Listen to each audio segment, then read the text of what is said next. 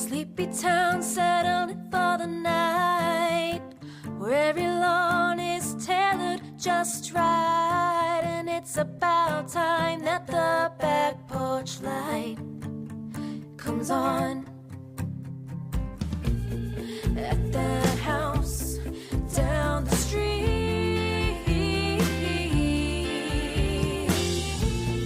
at that house on Magnolia Street. Let's begin with you telling me how this mermaid book ended. All right, well, first of all, I just want to clarify, because I listened to the clip back that you added, and I was like, oh my god, people are going to think we're laughing because the girl's in a wheelchair. That's not why we're laughing. No, that's not why we're laughing. We know that. That's not why we're laughing. I'm laughing at the absurdity of the entire plot as a whole. Exactly. Yeah, so I just wanted to clarify that. So because it makes sense, because she's a mermaid, right? Yeah. And she lives on land. She can't use her legs. It makes sense. Right. It's just like, Francesca, well done. But like, my question was, like, if she's a mermaid, how are they having intercourse? But then, like, I listened to a podcast and they were talking about this book, and they were like, well, it didn't have to just be like intercourse. It could have been like other like sexual activity. So that could have been like how they were, quote. Find out through the whole book? Not really. Oh, no. It doesn't like wrap up like all the characters like as a whole, because they're all like different vignettes. So the last vignette was about a character named Carmelita, and basically her boyfriend is like this like gym bro, and her face already. I'm hooked.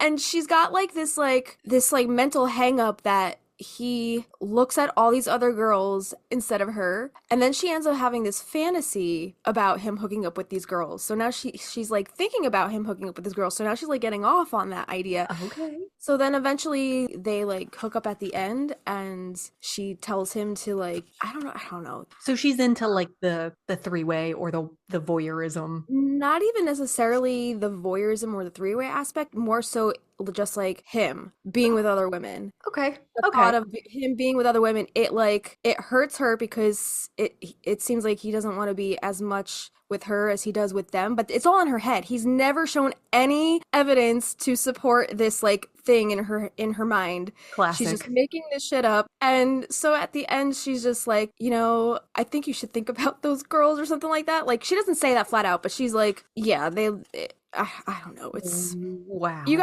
just gotta read it. Okay. How out of 5 stars, what would you give it? Maybe about 8. Like, it wasn't an out of 5. 5. I thought you said 10.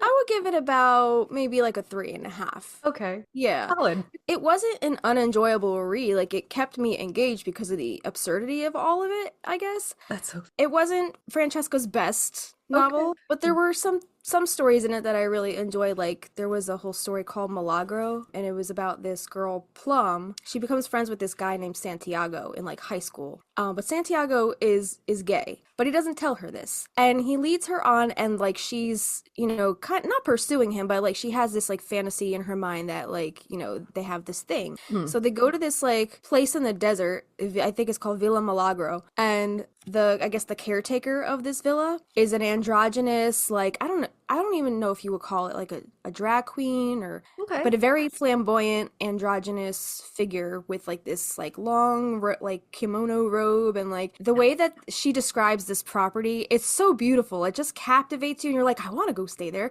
So then Plum actually ends up, I guess, pursuing or coming on to Santiago, and he ends up going with it, and he doesn't stop her. But then at the end he's like, I'm gay. By the way. Yeah, by the way. And he's like, I kind of like, want to be with somebody else. And so then I think it was, I don't remember if they said the figure's name, the caretaker of the property, but basically that person tells Plum that she has a magical power that like whoever she sleeps with, they end up finding their true love after they sleep with her. So she takes that on as her magical power. So that kind of spirals into the next story about another character where Plum, I think it was Sylvie. Remember we talked about Sylvie in a previous passage? Mm-hmm. The one that was depressed that her like bungalow was getting torn down, but it wasn't hers. It was Tom Max and the mermaid. Yeah. Plum and Sylvie are best friends. I guess Plum ends up falling for Sylvie, and then they end up having like a lesbian encounter. But then Plum is like, listen, I have this power that after every time I sleep with somebody, they're going to find their true love. So Sylvie ends up finding Ben, the dude from the first story.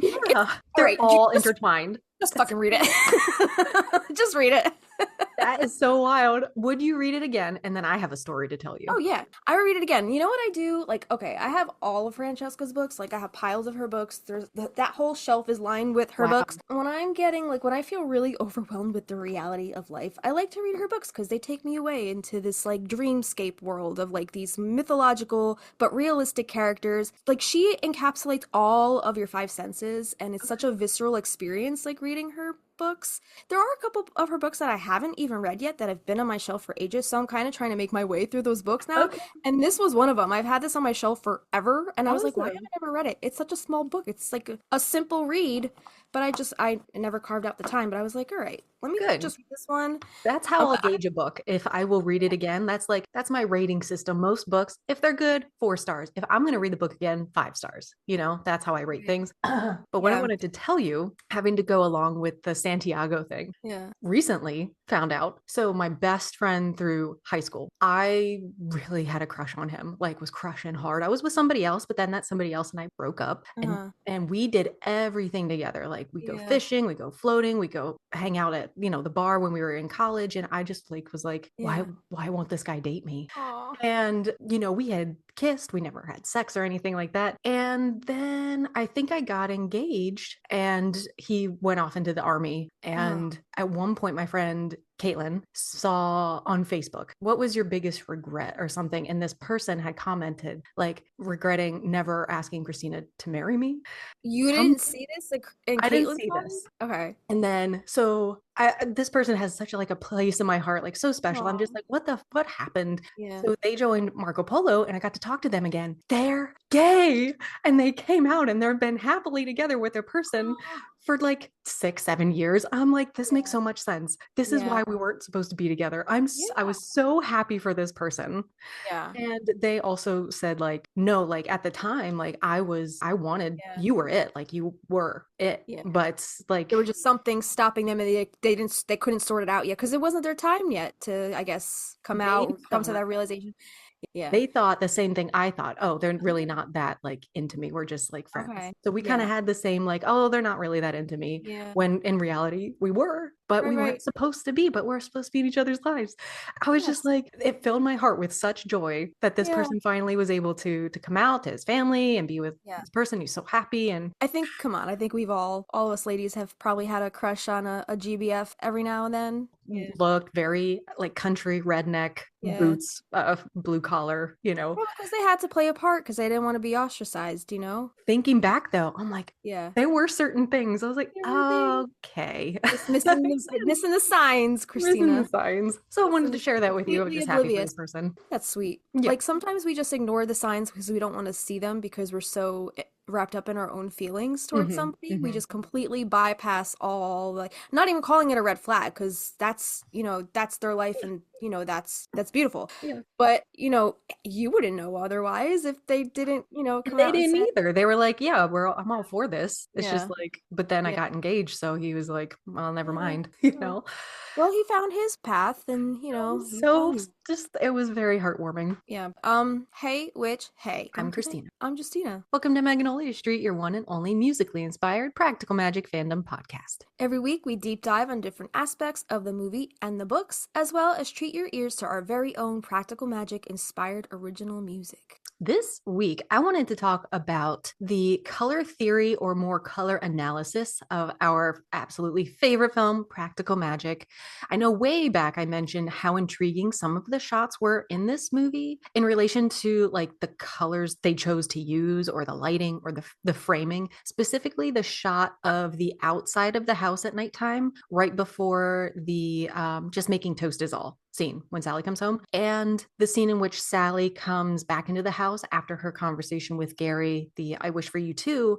Those two scenes very striking, but I've been wanting to tackle this for a little while, and as artists, we know that different colors convey different moods and themes. So I thought it'd be really fun and kind of a challenge to unpack this movie scene by scene, talk about the palettes and symbolism behind the colors of this film. Yeah, this is going to be a two-parter. There's a lot of information here. So this week we'll be going through the film from the beginning up to and including the Midnight Margarita scene. And then next week you'll hear more about the morning after when Sally is cutting down the roses up to the finale of the film. Let's just dive right in. So first we're going to talk about understanding color theory in film, just a generalization, not really practical magic, just giving you the lay of the land before we dive into the movie. So color theory in film is a fundamental concept utilized by filmmakers for eliciting emotions, stating themes, and telling stories in a visual manner. It deals with how colors are used strategically in a scene to create impacts on the audience's perception and emotional response. Colors may symbolize certain ideas, suggest a mood, or simply put an emphasis on any element of a story told. So some key considerations for color theory in film include, number one, color palettes. Filmmakers often use specific color palettes to create a consistent visual tone throughout a film. These palettes range from warm tones such as reds and yellows that can connote comfort or passion to cool tones such as blues and greens which suggest calmness, sadness, or even detachment. Colors hold symbolic meanings that are mostly endowed by either cultural or psychological associations. For instance, red can be a symptom of danger or love, blue can be a sign of sadness or tranquility, and green can symbolize nature or envy. Filmmakers use these associations to add layers of meaning to their work. And then lastly, we have the emotional and psychological effects. Different colors can trigger specific emotional responses. Warm colors like orange and yellow can make a scene feel inviting or energetic, while cool colors like blue and purple can evoke feelings of sadness, isolation, or serenity.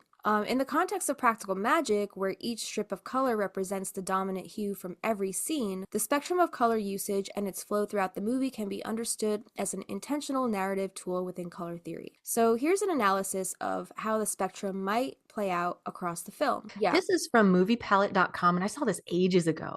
And they've taken different movies and like they'll take the main color of every scene in the movie and put it in a poster. So they have one for practical magic, and you can see how it goes from like light to dark, probably when they're with Jimmy, back to light when they're in the house. And you can get this poster. We're going to include the link, but it's like $90.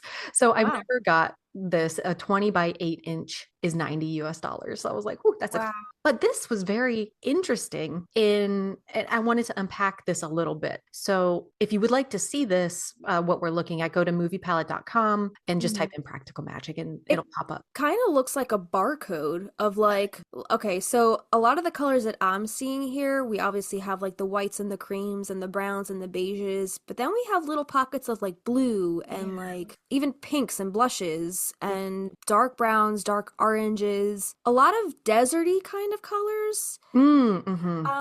Yeah, it does look almost like a Native American rug or something like that. A little bit, right? Yeah, that's really cool. This one is specific to the movie Practical Magic, so we have a lot of earth tones, right? So given that practical magic deals with witchcraft and nature, earthy tones may play a major role in the use of browns, greens, and muted oranges. These colors could symbolize the connection to nature, heritage, and the grounding elements of magic within the film. So on this moviepalette.com website, do they give these little explanations of why the color palettes are what they are? No. No. Okay. Just curious. I was like, how do they, I guess they probably go scene by scene in each movie and kind of like pick out the colors and just smush them all together in this one palette. But yeah, let me see. It says, how does it work? Our specialist graphic designers use patented technology to determine the prominent color of each movie scene. These colors are then strategically laid out side by side in chronological order. The width of each stripe represents the length of the scene. That's cool. They're able to do technology. Yeah. So let's get into the flow of colors and emotional impact. So in the opening shots, like if you look at the far left end of this spectrum of color on this I guess, barcode of color, you see mostly bright and warm colors, and this signifies the history of the family and the traditions entailing or the passion/tension surrounding the Owens family curse. In our film, these early scenes are meant to bring us comfort and a sense of coziness. Right away, we're introduced to the New England coast, and it looks like a hazy morning when we see Maria.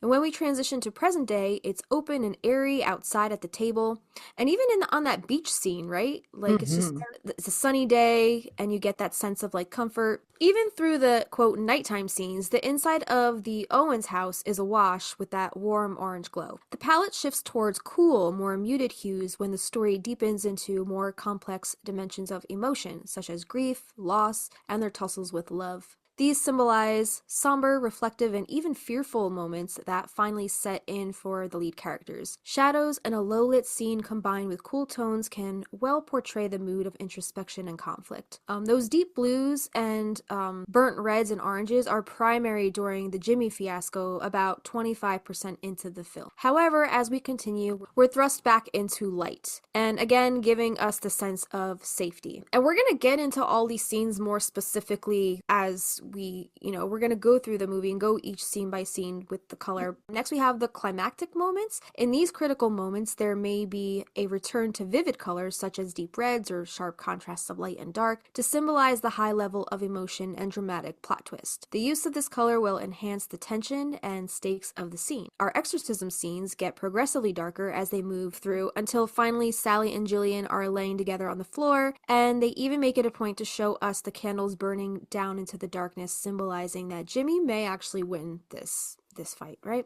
And then we have the conclusion of the film. Toward the end, the palette may revert to warm and soft tones, indicating resolution, healing, and rekindled family bond. Light and color here may symbolize the return of hope, love, and acceptance of self and power. But finally, we have a deep blue scene in which the women are embracing their identity. They're embracing their shadow sides as well as their light. Which is interesting because I'm going to say this at the end in part 2, they could have ended that film with the Gary and Sally kiss in the garden. It's safe, it's light, it's bright, but they chose to end it at night when initially all these night scenes are very tense and very kind of littered with Jimmy. So I like that they're like, yes, you can have the light, but the dark is where, you have to embrace that too. Right, yeah. And I love how the night throughout the entirety of the film, the night was such a scary time, right? It's when the whole shit show went down, when they saw the ring around the moon, the blood on the moon.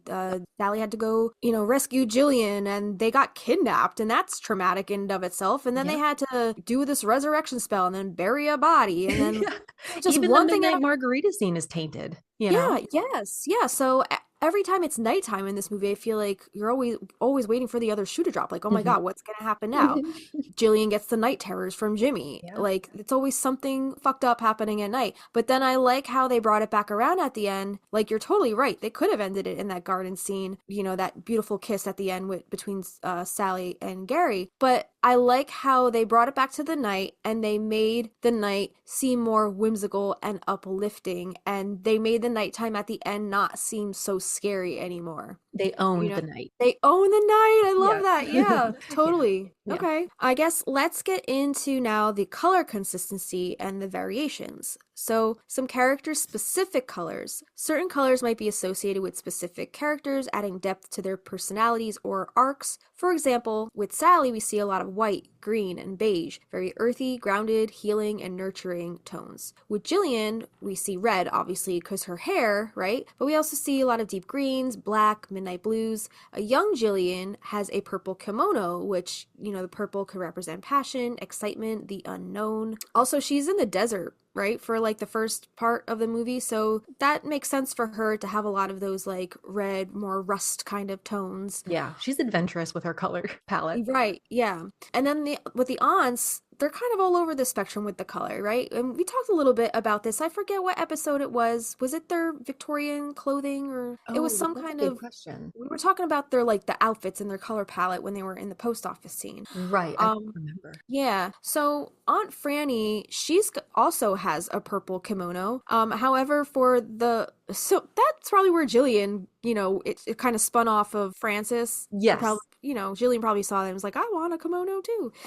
So, however, but most of the film, they are in earth tones, the aunts, and this probably signifies their connection to their family roots. I did notice that Francis is a little more colorful usually than Jet, though. Jet is usually in those like more muted, like beiges and creams. Yeah, lighter. Right, yeah. Franny is a little more adventurous with her color choices. And then we have Jimmy, which, he's the bad guy, so he's seen in a lot of like blacks and browns and I guess those rusty dustier kind of gravelly colors. Bad guy. You look at him, that's Exactly. the bad guy. And I mean, look at the daguerreotype effect, right? Like whenever we see his specter in like the second half of the film, he's kind of got that like washed out sepia tone look to him, like he's an old photograph, right? From the 1800s. Yeah. Yeah. And then we have Gary, and he's also depicted in a lot of browns, but more so reflecting Sally's earthier tones, like his hair, his jacket. He's got those blue eyes with his blue checkered shirt, and that kind of gives the vibe of like more trustworthiness, right? Yes. He's got like good guy earthy tones, as opposed to like Jimmy's like kind of muddled rust, kind of gravelly tones. Yeah. The palette may also reflect sudden shifts in the mood, using stark contrasts in color to jolt the viewer into the changing emotional states of the characters. And this could involve a sudden move from warm, inviting scenes to cold, isolating moments, reinforcing the character's internal struggles. And I kind of like how they do this with not only the color palette, but the music as well. Like, I feel like the color plus the soundtrack and like the score work together really nicely to convey these moods and really immerse you in these scenes, right? Yeah. We've talked about Gillian's color transitions from these deep, sultry outfits to light and warm colors by the end of the film. Her character arc, she finally finds her place in the world. And though Sally is dressed in light colors for most of the film, if you notice, she wears a black coat throughout saving Gillian and burying Jimmy. And then following the scene where the aunts return with Sally's daughters, she wears a gray zip-up hoodie. And maybe this is symbolizing her trying to drag herself out of that darkness. I like that. I like that outlook. Yeah, transitional color. And Right, that is so real, like 90s epitome of fashion. But then we have this zip-up hoodie and a skirt, which is so normal, the day after you bury a body. What did they do with those clothes that they wore? Did they burn them? That's a good point. That's a good point. Think about. There's a little chunk of time between them going back inside with them shovels and the ants getting home that morning that we'll never know what they did with those clothes, you know? So Did you see the Lizzie Borden movie with Kristina Ricci? Was it Yes. Christina Ricci? And she burns her clothes. a while ago. That's what I yeah, think. I don't remember the details, but did you know you could stay in the Lizzie Borden house? I did. Yeah, you can. That couch is still there that her father was on. Oh, And it's not that far from Salem, I don't think. really? Yeah. Would you go there? I don't know. I don't know. I don't know if I want that juju on me. Yeah, that's rough. That's heavy. It's heavy stuff. And Salem isn't, Yeah, you're right, I guess. Yeah, but like to stay actually in like confined like a murder house. in a murder house like that, I'm sure that would not feel good to stay there. No. Right? Let's go through our movie. We're starting at the beginning, so we're going to go scene by scene. This is our interpretation. Some of this, you may pick up different things as far as like what colors they're using. So let us know if something doesn't jive with you. I really am interested in like what we pick up. Even just doing these notes, I was like, I know Justina's going to stop me every 30 seconds and have something else. And I like that we, as sister signs, we find different things. So let's start Act 1, Scene 1. All right. So we have Anne Francis in the opening scene of our movie narrating the story of Maria, the first Owens woman, and she's accused of witchcraft. So this scene depicts Maria's isolation, her rebellion against society, and the tragedy of her love that would never be. So there are the muted colors. Looking at this whole package scene as a whole, from like when we open with the Puritans to, I guess, when she's alone on the beach, very muted earthy colors with strategically placed contrasts of light and dark, reinforcing those themes through cinematography. And I know we are an audio medium, an audio platform, but if you've seen this movie, you can picture all of this in your head. I realized that after a color analysis episode on a podcast. This actually might be a good video one for me to edit and put the pictures up. So maybe we'll do that for Patreon if I have the time.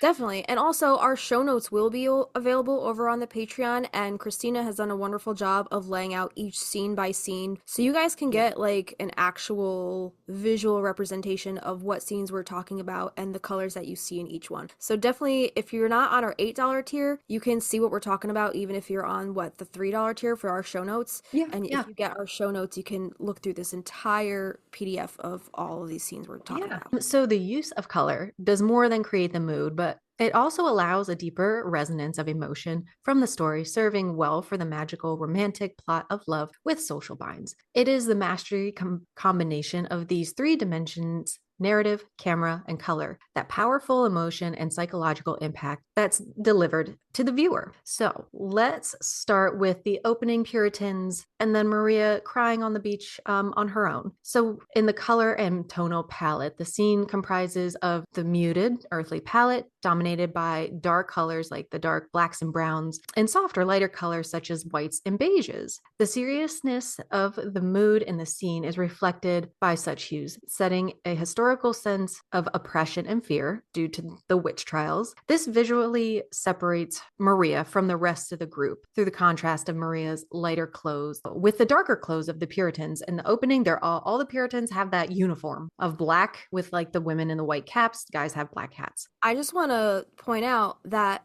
I think it's amazing, like the technology that they have for, filmmaking, because they're able to actually color grade films to look, a different color palette than what it's actually filmed in, which I think is like crazy that they could do that.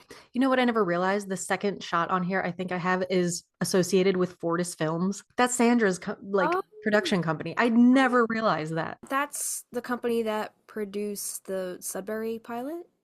Yes. Yeah. Okay. Interesting. By the way, just dropping some casual Easter eggs for you guys. We're not going to say anything yet. I know.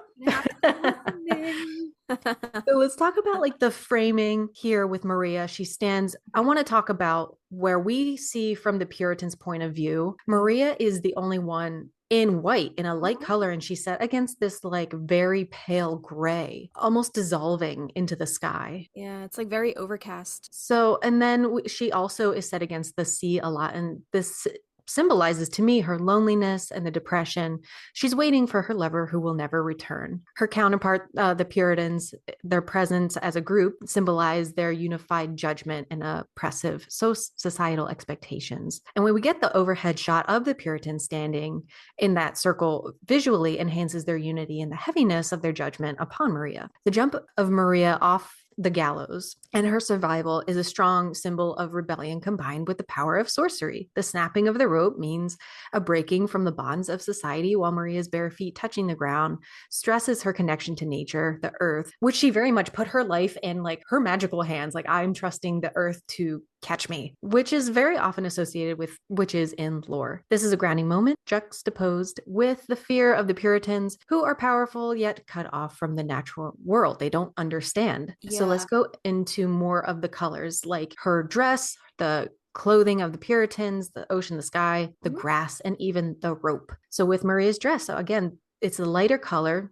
Her dress separates her visually from the black clothed Puritans. White or beige is a popular symbol for purity, vulnerability, and spiritual strength. In the scene, it underlies her innocence, her relation to magic as something natural and untainted, and her position as a victim of societal persecution. The soft light tones evoke empathy from the viewer, and Maria is a sympathetic figure in her comparison with the harshness of her accusers. The black attire of the Puritans is stark and oppressive, representing their strict moral codes and fear of the unknown. Black here not many black outfits. We have Jimmy, we have the Puritans, and a little bit of Gillian. Like, she's got like a black skirt at one point and the black leather jacket.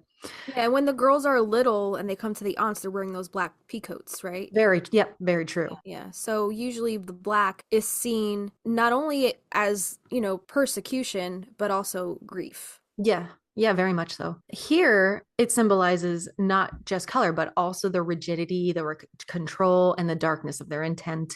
The overwhelming presence of black in their clothes creates a sense of dread and foreboding, and enhancing the viewer's understanding of the danger Maria faces. Also, like being set apart from a group, having that group mentality is always very scary when you're outnumbered. Mm-hmm. As far as the blues and the grays we see in the sky and the ocean, they convey the mood of the melancholy and the desolation.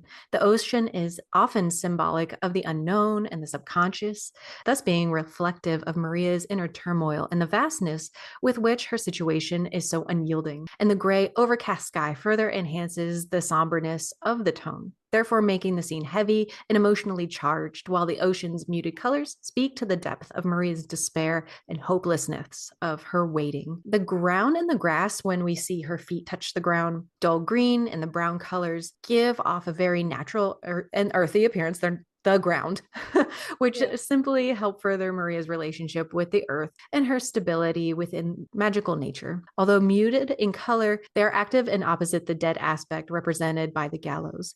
They connect with the subtlety of life and growth and represent, to a slight degree, contrasts in death and decay put forward by the scene before where she would be hanged. And there's even a little bit about the light beige or the brown in relation to the rope. So the light brown, it almost blends in with Maria's dress and is therefore like a key prop in this scene. And it serves as a representation of both societal bindings placed upon her and the fragile line between life and death. It's like that string of fate. Its breaking is visually and symbolically a liberating moment. The rope is lighter in color and set against the darker tones around it, and this makes its eventual breaking a point to focus on to symbolize Maria's resilience, failure of societal control over her spirit. Yeah. I love how there's that like one scene of the rope hanging against the backdrop of the blue. I don't know if it's the sky. It's probably the ocean, right? Probably the sea. I don't know. You can't, it's hard to tell. Yeah, it's just the blue blurry background. Right. I just love how she broke through that rope, and we don't really know, like in the movie, like we know in the books like how the rope broke, right? Mm-hmm. But in the movie it's more so very mysterious and we don't really know. But I think it's interesting how like the darkness of the rope, because like obviously it's such a heavy scene, the gallows, like she's about to be hanged, but she breaks free from that. And I love how it's depicted against this like kind of more heavenly background of it just hanging. Yes. And after it broke, kind of maybe to symbolize her spirituality and her connection to the divine and her faith, and maybe that's what it broke, that's how it broke. Yeah. It's just her faith in and of itself. And then we get her facial reaction when she stands up and she's got like the Kubrick stare at the Puritans, and then they're fucked, Yeah. So lastly, I want to say about this scene, and Justina's going to take us on to the beach scene where we jump time a little bit here. Yeah. So like psychologically and emotionally, we get isolation, oppression,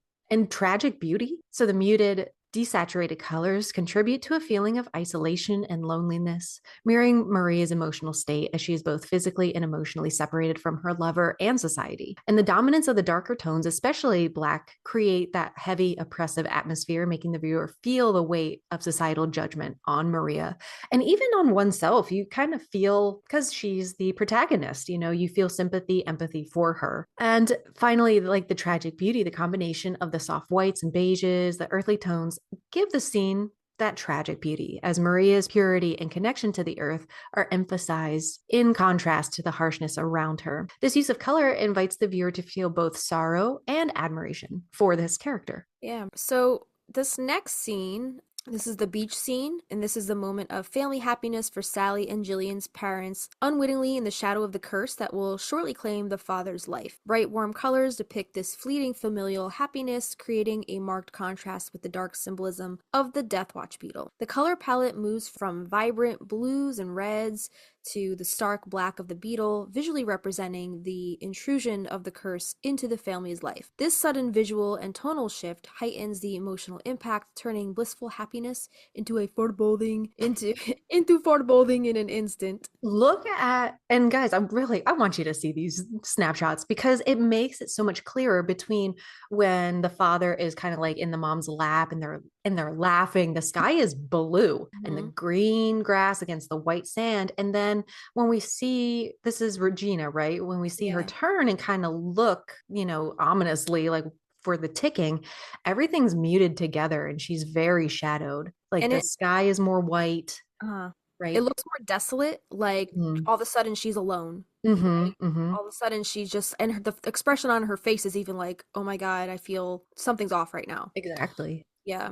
And then the very last slide is that Death Watch beetle and that stark black, the figure of the beetle against the mutedness of the sand. Yep. It's, very foreboding. Foreboding. Foreboding, yeah. Yeah, yeah. So let's talk about the color palette and the tones. So first we have the sky and the sea, which Kristina said before. It's a bright blue. It's a beautiful day. The vibrant blue of the sky and the sea is often associated with tranquility, freedom, and open possibilities. In this context, it represents the idyllic happiness of the couple and their life, right? Their kids are running around. It's started off as a beautiful day. Yeah. Yeah. Yeah. And then we have the clothing, which Regina here is wearing red and neutral tones. The red and neutral tones of clothing in this scene are related to the mother's red patterned top. Red is indeed the color of love and passion, but also the color of danger and blood. This use of clothes is a subtle way to foreshadow what will happen. The neutral colors that the husband wears here, it contrasts and keeps the scene in this comfortable and secure present moment, which will make it all the more jarring when transitioning into doom.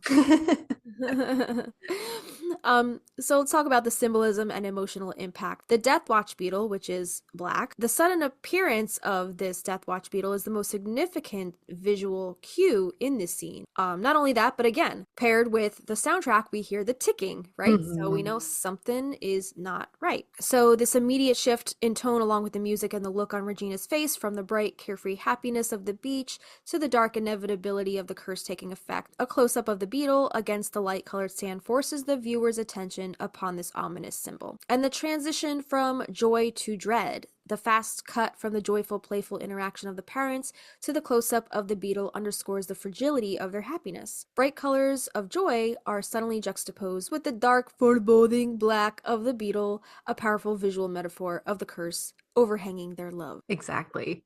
And I know right after this, it goes to the scene of the girls at the table outside with the aunts, and they're in the bright sunlight. I didn't go too deep into that. There are a lot of things on the table. There is a black cat that we see Magpie kind of going around on the table. And this, I think we have another view of this later on, kind of like a fly in the ointment kind of deal there. But that was really all I could get from that. So I wanted to just jump right into after they go inside and do some magic. Yeah, I do want to quickly, about that scene, just want to mention really quick that this is also a very idyllic, it's a beautiful sunny day. I don't even think it's overcast at all, but it's kind of juxtaposed along with this heavy sadness that the little girls are feeling, right? Grief So, doesn't care what the weather is. right, right. Yeah. So I do think it's interesting how they decided to not go the more overcast, dreadful route that they did in the very first scene with Maria and the hanging rope. Maybe more so because it's little girls and they wanted to give it that more idyllic, whimsical quality. Because, a child should not be feeling grief. They should be feeling happiness and they should have their parents, right? So, Even the day when the girls show up at the house, it's a bright day and they're in those dark jackets, like you mentioned earlier. And I like the through line. This is like all symbolism, also not intentional, but the through line of the beaches in each scene, because when they're at the table outside with the aunts, you can tell it's coastal. So you get the beach linking the three generations together, which is cool. I like that. I like that. Yeah, you definitely see the water right in the background. So beautiful. Yeah, And you and I talked about probably season 1 for sure, their decision to make the house white and bright and not Adam's family doom and gloom monsters. That was a big decision, that these are very, very lively, lovely witches. Yeah. So when we go inside the scene, we see the young Owens girls practicing magic with their aunts, surrounded by the array of sweets, right? We had a whole chocolate episode. The mood here is light and playful, and there are warm, earthy tones that create a sense of comfort and safety, reflecting the nurturing environment of the Owens household. We have the bright whites of the girls' costumes that speaks to their innocence. Literally, they're wearing angel wings, while golden hues plays the scene in traditional and familiar warmth. So let's dig through this a little deeper. So even though we're in this dark house, it feels cozy. You feel hugged because of the warm lamps that they have placed everywhere. No big lights, right? Just little lights. Yes. And we could even go, I think we did go pretty deep into the sweets that are on the table in the chocolate episode, as far as like the color, the very stark red against of the strawberry that little Sally is holding against the white of her costume, and the chocolate around her light skin. Just, she's plastered in sweets. Yeah, I do want to mention, I think we talk about this more in part 2, where I added some notes last night, and I noticed a couple other little pops of red here and there, and red is used very sparingly in this movie. Yeah. But when it is, I think it's used with intention. I don't know, what do you think the strawberry means in this scene when I think Sally... it's like indulgence, like the flavor of life, the passion of being. They're so authentically themselves in this scene. And even if it's not to a detriment, but we see that Gillian does have a little bit of envy of her sister's skills. I think it's just enjoying the passion of life, because that's not the only red thing I think on the table. I think there's a couple other little like, fruit in the but, bowl. But you're totally right there. There's definitely, and it's shaped like a little heart. Yeah. What do you think? Yeah. No, I like that. I like that a lot. A couple of the scenes that we're going to talk about, this is like, and it's pepper throughout. Like we have the blood on the hand through the blood oath scene, and then there's I think like a vacuum toward the end of the film. Red. There's not a lot of red things in this film, but where they do use it, I think it's interesting. They use it sparingly, and I kind of like that, because it kind of, like you said, the warm tones and like the muted tones, they're very earthy. They're very comforting. It's like a warm hug walking into the Owen space. So I think using any more red than they really need to would be very jarring for this Which film. is funny, what we chose to wear today. I know. Right? Yeah. Yeah. I mean, and it's such a stark contrast. I mean, look at Nicole Kidman's film Moulin Rouge. Red is the whole fucking film. Exactly. Yes. Right? Yes. Yes. Yes. Primary colors That everywhere. film is like, that film's main color palette is red. Reds and Passion, gold. love, desire. Yeah. I think you can really, really do a lot just with the color usage that you're going with in your films. Agreed. Yep. Yeah. But red is definitely used very sparingly in this film. So, but we get a tonal shift when Irene shows up. She's that desperate townswoman who comes knocking at the back door. She wants the love spell for the man to leave his wife. And as the aunts get ready for this incantation, Aunt Jet warns Irene to be careful what she wishes for. And in this scene, it's noticeable that there are cooler tones just from the blue outside the window. This signals the danger of the magic being invoked. So while being quite opposite in tone to the lightheartedness when the girls are working their magic, the visual and emotional contrast in the scene underlies the duality of magic. It's a source of joy, yet it can also be a path to consequences one does not intend. So let's talk about, we touched a little bit on these, but let's go a little deeper. The color palettes of what, the girls are wearing. Let's start there. The white angel costumes. The girls are all in white, which speaks to their purity and innocence. The nature of the angel costume signifies that they are still only learning their magic in protection safely. The white acts on this dark background, revealing their youth and their innocence even more. And then we have those rich tones of the interior of the house. It's filled with the deep, rich browns. I really want my dining room to look like this so badly.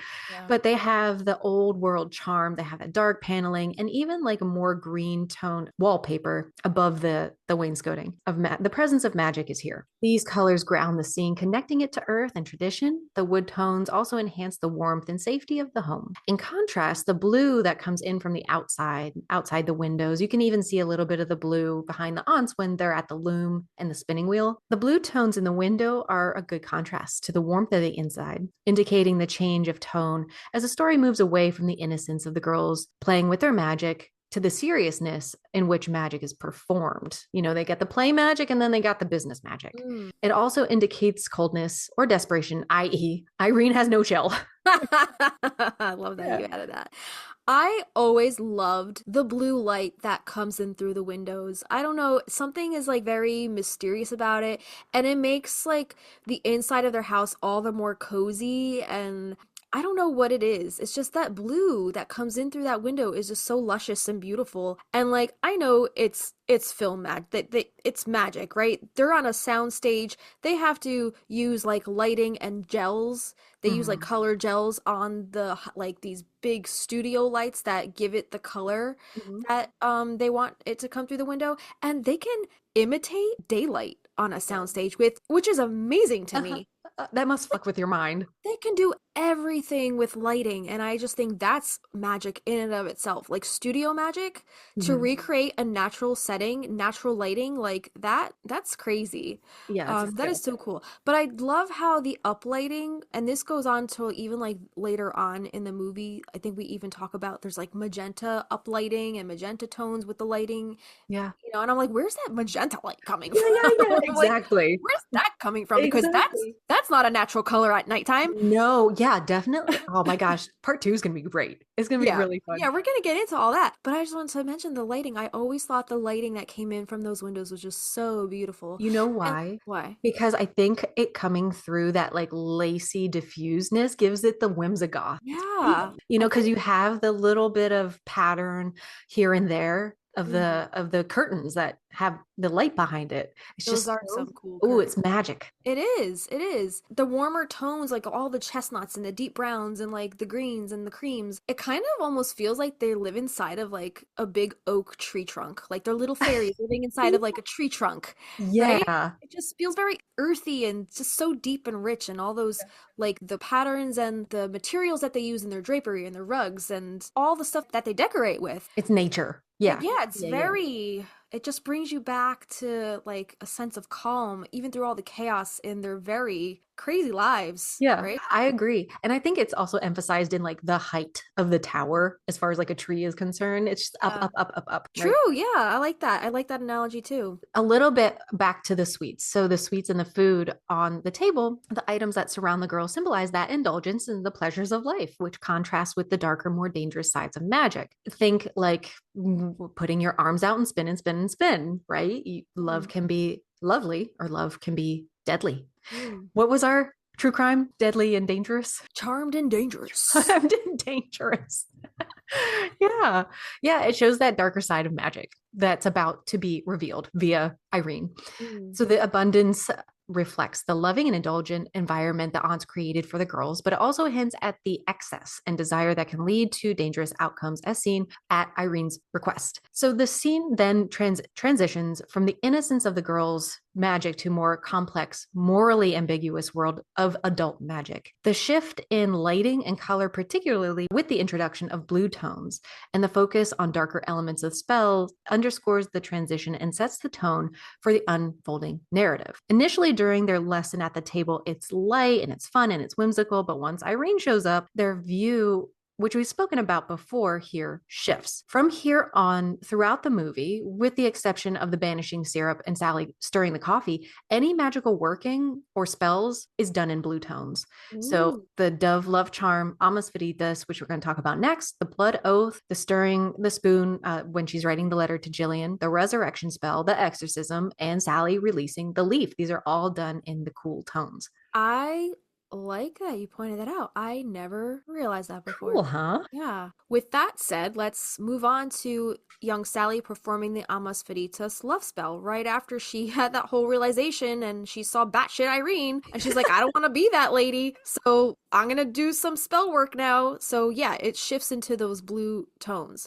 So this scene focuses on a young Sally performing the Amas Veritas love spell in the greenhouse. Sally is disillusioned by the curse that dooms any man who dare falls in love with an Owens woman, and she wishes for a man that has qualities so rare that he could never possibly exist, right? Ensuring that she will never fall in love and she will never suffer a broken heart like the lovelorn Irene, and even all the women in her life that she's seen succumb to the curse. Mm-hmm. Yeah, Uh, her aunts, even like the main maternal people in her life, are like, my poor Ethan, you know? yeah, yeah. And I mean, their mother, sadly, she took her own own life because she couldn't bear with the heartbreak of this curse and taking her husband, Sally and Gillian's father.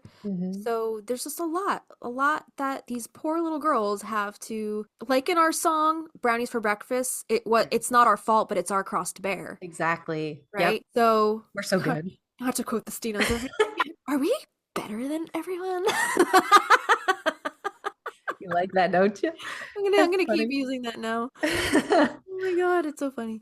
So the color palette and the tone. The color palette is cool and subdued in the scene. Again, going back to that, the predominance of blues and the soft yellows. The blue tones create an otherworldly atmosphere that emphasizes the magical nature of the spell. And the soft yellow light emanating from the house contrasts with colder blues of the inside of the greenhouse, highlighting the warmth and security of home against the uncertainty of Sally's wish. The light in this scene is soft and dim, and the only main source of light emanates from within the house, which is warm. I guess if you look inside the greenhouse, like that blue light that casts inside, that's probably the moonlight shining in through the windows. Yeah, you're right. Right? Yeah. The juxtaposition from the warmness of light inside the house with the blue casting of the moonlight, it is very otherworldly. It is, yeah.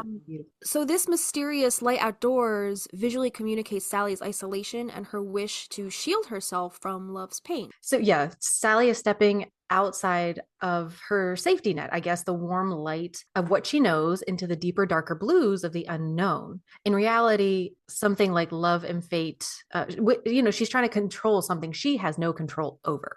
Yeah. I like how that thread kind of carries out through the entirety of the film. She's always trying to control what she cannot control. Yeah. And it always comes back to bite her in the ass, right? Even her sister. You know? Yeah.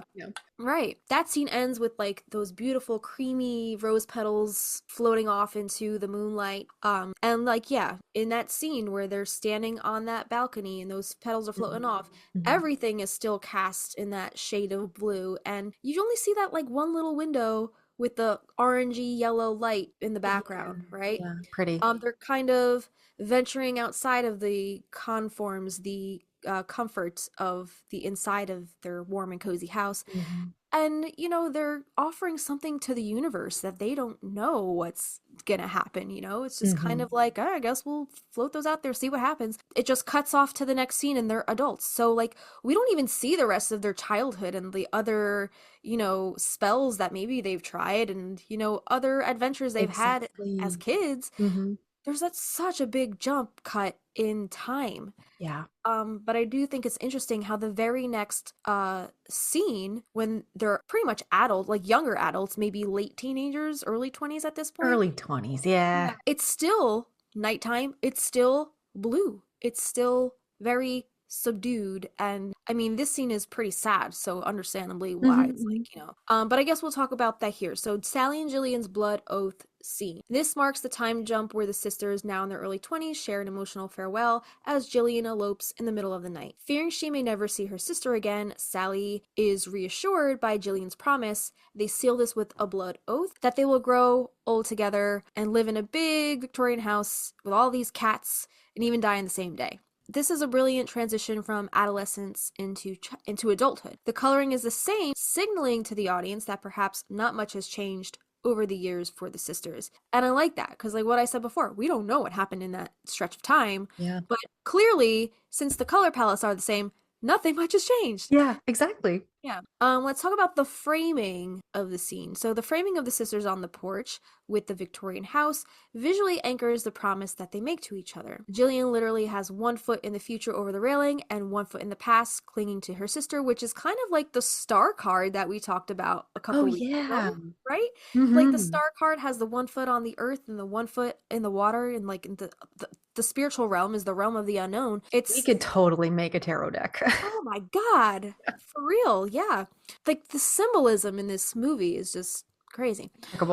So yeah, let's talk more about the symbolism and emotional impact. The blood oath, which is a strong symbol that shows the bond between sisters, intense contrast of red, the spilling of the blood when they cut their palm, within the blues, the atmosphere that they are surrounded in. The action of cutting the palm and pressing it together is a connection of them, not just physically, but spiritually, which puts weight on how their lives and fate would be intertwined. This action also foreshadows that the connection between them would have intense moments that could take a darker turn. And then the emotional impact, I guess, of Sally's fear, this reluctance and fear of never seeing Gillian again, are an emphasis on the depth of love that Sally has toward her sister and the fear of abandonment, right? The cool shadowy tones of night. It amplifies the emotional weight in this scene, making this farewell both tender and ominous. And it's kind of interesting the parallel that I'm seeing between the previous scene when Sally's setting the petals off into the moonlight and this scene where Sally is seeing her sister off into the night. They're both like, she's seeing in both instances through childhood and adulthood. Now she's seeing both things go off into the night. Yeah. And uncertainty, this weight of uncertainty. And it's just her all over again having to deal with like hope, but yet abandonment. But Loss. Yep. Loss, grief, all of those things. So it's very agree. interesting how I think those two scenes kind of interplay with each other that I've never picked up on before. Isn't this a fun like exercise? I've never looked at the movie this way. Very interesting. Yeah, for sure. The next little bit is going to be a bigger chunk. We're going to talk about when Sally is walking through town. She kind of gives Michael, the little side eye. The aunts notice, and then we realize a spell has been put in place. And then we see a little bit of their life together after, Michael and Sally have the girls and they're dancing in the living room, etc. Right. As far as the palette is concerned, the palette shifts from the soft early morning blues and the whites of the garden scene to warm golden hues of a blissful afternoon. So we're safe here. It's a typical, maybe even mundane afternoon for Sally when she's working in the garden. And in the garden, the framing is very intimate. It's very close up, focusing on Sally's hands digging in the earth. She's using her little claw tool and symbolizing her connection to nature and her desire for normalcy. And then interestingly, we have a shot of the back of her. We talked about this in the hair episode. That's like her hair is down to her crack. And back of her almost foreshadowing this unconscious shift that's about to happen. The aunts, however, are framed from a distance while they play their game. We see them, on the porch, subtly manipulating Sally's fate from the background. And when the clock strikes, this is when we see Sally's face, finally. We do see the aunts close up asking, what time is it? But we don't see Sally's face until the clock strikes. So with the garden and the greens and the whites of the plants, the pure white of the fence, this creates an image of peace and serenity. And, the visual of the white fence of protection surrounding her in that garden, is she safe from the magic that, sometimes it turned out to be a dangerous play of fate that the aunts were doing? Yes. And unfortunately, even in her own home, she wasn't safe. Yeah. But that white ring of the fence always is like, okay, she's contained, she's comforted in this white circle of her happy place, her garden. Yeah. That fence represents her contentment with her current life. These symbols, the whites and the greens, represent Sally's hope and desire for a normal life. And,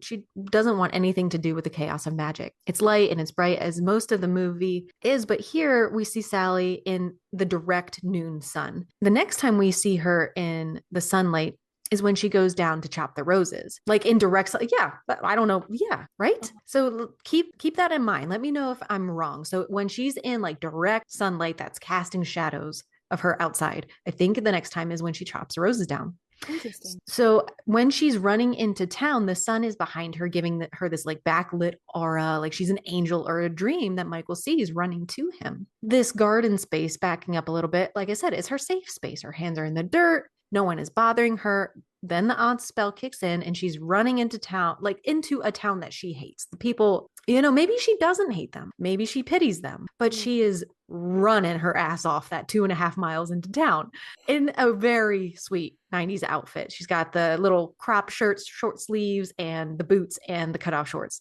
However, I don't think normal Sally, conscious, unspelled Sally, would go into town looking like this. I think she consciously would choose a more modest look when she's trying to be around the townsfolk. She doesn't want to give them anything to gossip about. She wants to look normal. That's a good point. Yeah. It's like almost as if the aunt's like whole glamour spell thing, like it just washed something over her where like she wasn't conscious in that moment. She was just moving on impulse. Yeah. Maybe that's why when she's running toward Michael, everything seems so hazy. Like the background is a little blurred. It seems like scape more dream quality to that lighting. So I think maybe she wasn't even completely conscious of what she was doing in that moment. She was just like overtaken by whatever the aunts were had their little Totally. hands in, you know? Yeah. So, Yeah, because in the next scene where we see her and Michael with her daughters on the bikes going through town, she's back in plain Jane attire. You mm, notice? yeah, that's a Yeah. good point. Yeah. Again, You never never know. thought of these. Oh, we're having all these revelations again and again. That's crazy. So lastly, when we see Michael and Sally's house, it's just for a split moment here and then with the Death Watch Beetle. But this one in which we start to hear the beginnings, it's a Marvin Gaye song, right? Got to give it up. Yeah. Okay. Got to give it up. In this shot, it's interesting because what's the other cinematic dance scene that we have in the film? The margarita scene. Right. Both of which have a shot looking from the outside of a window into the house at the dancing actors. So in Sally and Michael's house, it's warm, golds and neutrals, natural wood. And interestingly enough, a large grandfather clock standing in the room. And I never noticed before, but looking at it now, it might be a nod to the Death Watch Beetle, like the mortality ticking by, because I don't think I see another grandfather clock in the whole film. No, you're right. Yeah, not even in the Owens house. Right. I thought, I don't know. Maybe it was something that like was passed on through the generations. Maybe it was her parents' clock. I don't know. I don't know. I just thought it was very funny that in the scene right before we hear the Death Watch Beetle, we have a very, very large nod to time passing. Let's meet Jimmy because that song, Marvin Gaye song, transitions us into the pool scene. Oh, that's right. Yeah, I forgot. It's like a montage, right? Because 1 minute Sally and little girls and Michael are dancing around the room in their house, and then the next scene is this, Yeah. right? The girl jumping in the pool with an open beer. Oh, that's right. Like what? Oh, And the man. guy with the leather. The guy with the leather. This scene is the gift that keeps on giving. I'm sorry. Like there's so much going on in this scene. Like it's true. hard to like decide where you want to look because there's just true. something going. Mm-hmm. So let's talk about Gillian's response and the introduction of Jimmy and Love. Gillian's poolside scene. In contrast to Sally's grounded and warm-toned life, Gillian's world is filled with vibrant, almost oversaturated colors, especially around the pool. The bright sun and lively atmosphere of the pool party reflect her carefree and adventurous spirit. And I must say, like, this scene, the pool scene, I get like Francesca Leah Block vibes from this. I can see that just from what you've told me. She writes a lot about not only like Los Angeles, but the desert. The desert is like a big thing, like a lot of her books. So Gillian just reminds me of probably like maybe like a character, maybe one of her novels. Love it. And now we're going to introduce Jimmy. So he's introduced in stark contrast to the sun-drenched pool party. The deep shadows and darker tones surrounding him immediately mark him as a dangerous character. His sunglasses and smoking further enhance this image, creating a sense of mystery and foreboding. Somebody keep a foreboding count, please. I know. We need like a little ticker, right? Mm-hmm. The close-up on his face as he smokes reinforces his menacing presence, right? He's very, very mysterious character, foreshadowing the trouble he will bring, and trouble he does bring. So the transition from the brightly lit poolside to the dark, enclosed space where Jimmy approaches Gillian is significant. The darkness of the house contrasts sharply with the light outside, symbolizing Gillian's descent into a relationship that will bring her into the shadows, both literally and figuratively. The seductive approach with Jimmy blindfolding her highlights the loss of control Gillian experiences as she becomes entwined with him. And like he really does not only literally blindfold her, but like figuratively as well. Like she doesn't know what she's getting into with him, and she's just going in it blind. He probably rationalizes so many red flags. Oh, 100%. Yeah.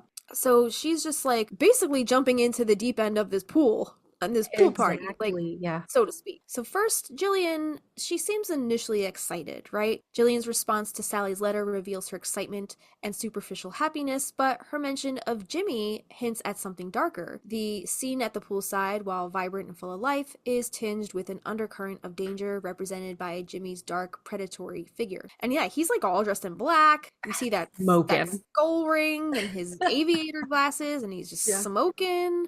And I think we see when she is in the hall, that dark hallway with there's like a bright light coming in from outside. Yeah. We see his shadow first, I think, reach out, and then we see him. It's almost like a slithery like phantom, you know? A He's got like diamond.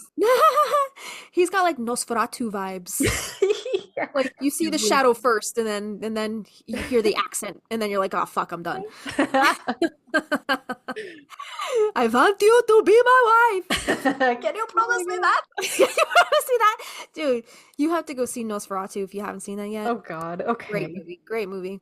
There's definitely, he's this dark predatory figure. So the act of blindfolding Gillian is deeply symbolic, representing her blindness to the dangers that Jimmy poses. And then also, I guess it signifies his control, his want and need for control over her, right? Mm-hmm. And it is a moment of surrender where Gillian gives up her autonomy to the thrill of the unknown, a decision that will lead her down a dangerous path. The seduction is visually appealing, but laden with foreboding. Yeah, there it is. Capturing the complexity of Gillian's situation, her desire for excitement versus the inevitable consequences. And didn't we talk about, does she have the snake tattoo in this pool scene? No, she doesn't. No, she doesn't. She does not have it yet, which all the more says that once she goes down this dangerous, I don't know, not mascot, what would you call it? Like, what's another word for like that animal symbolism? Like a totem? Oh yeah, okay. Yeah, I don't know how to explain it, but that snake becomes more prevalent in her life. Like Jimmy's slithery and slimy as hell, right? Yeah. And he's managed to just slither his way into her life. Exactly. And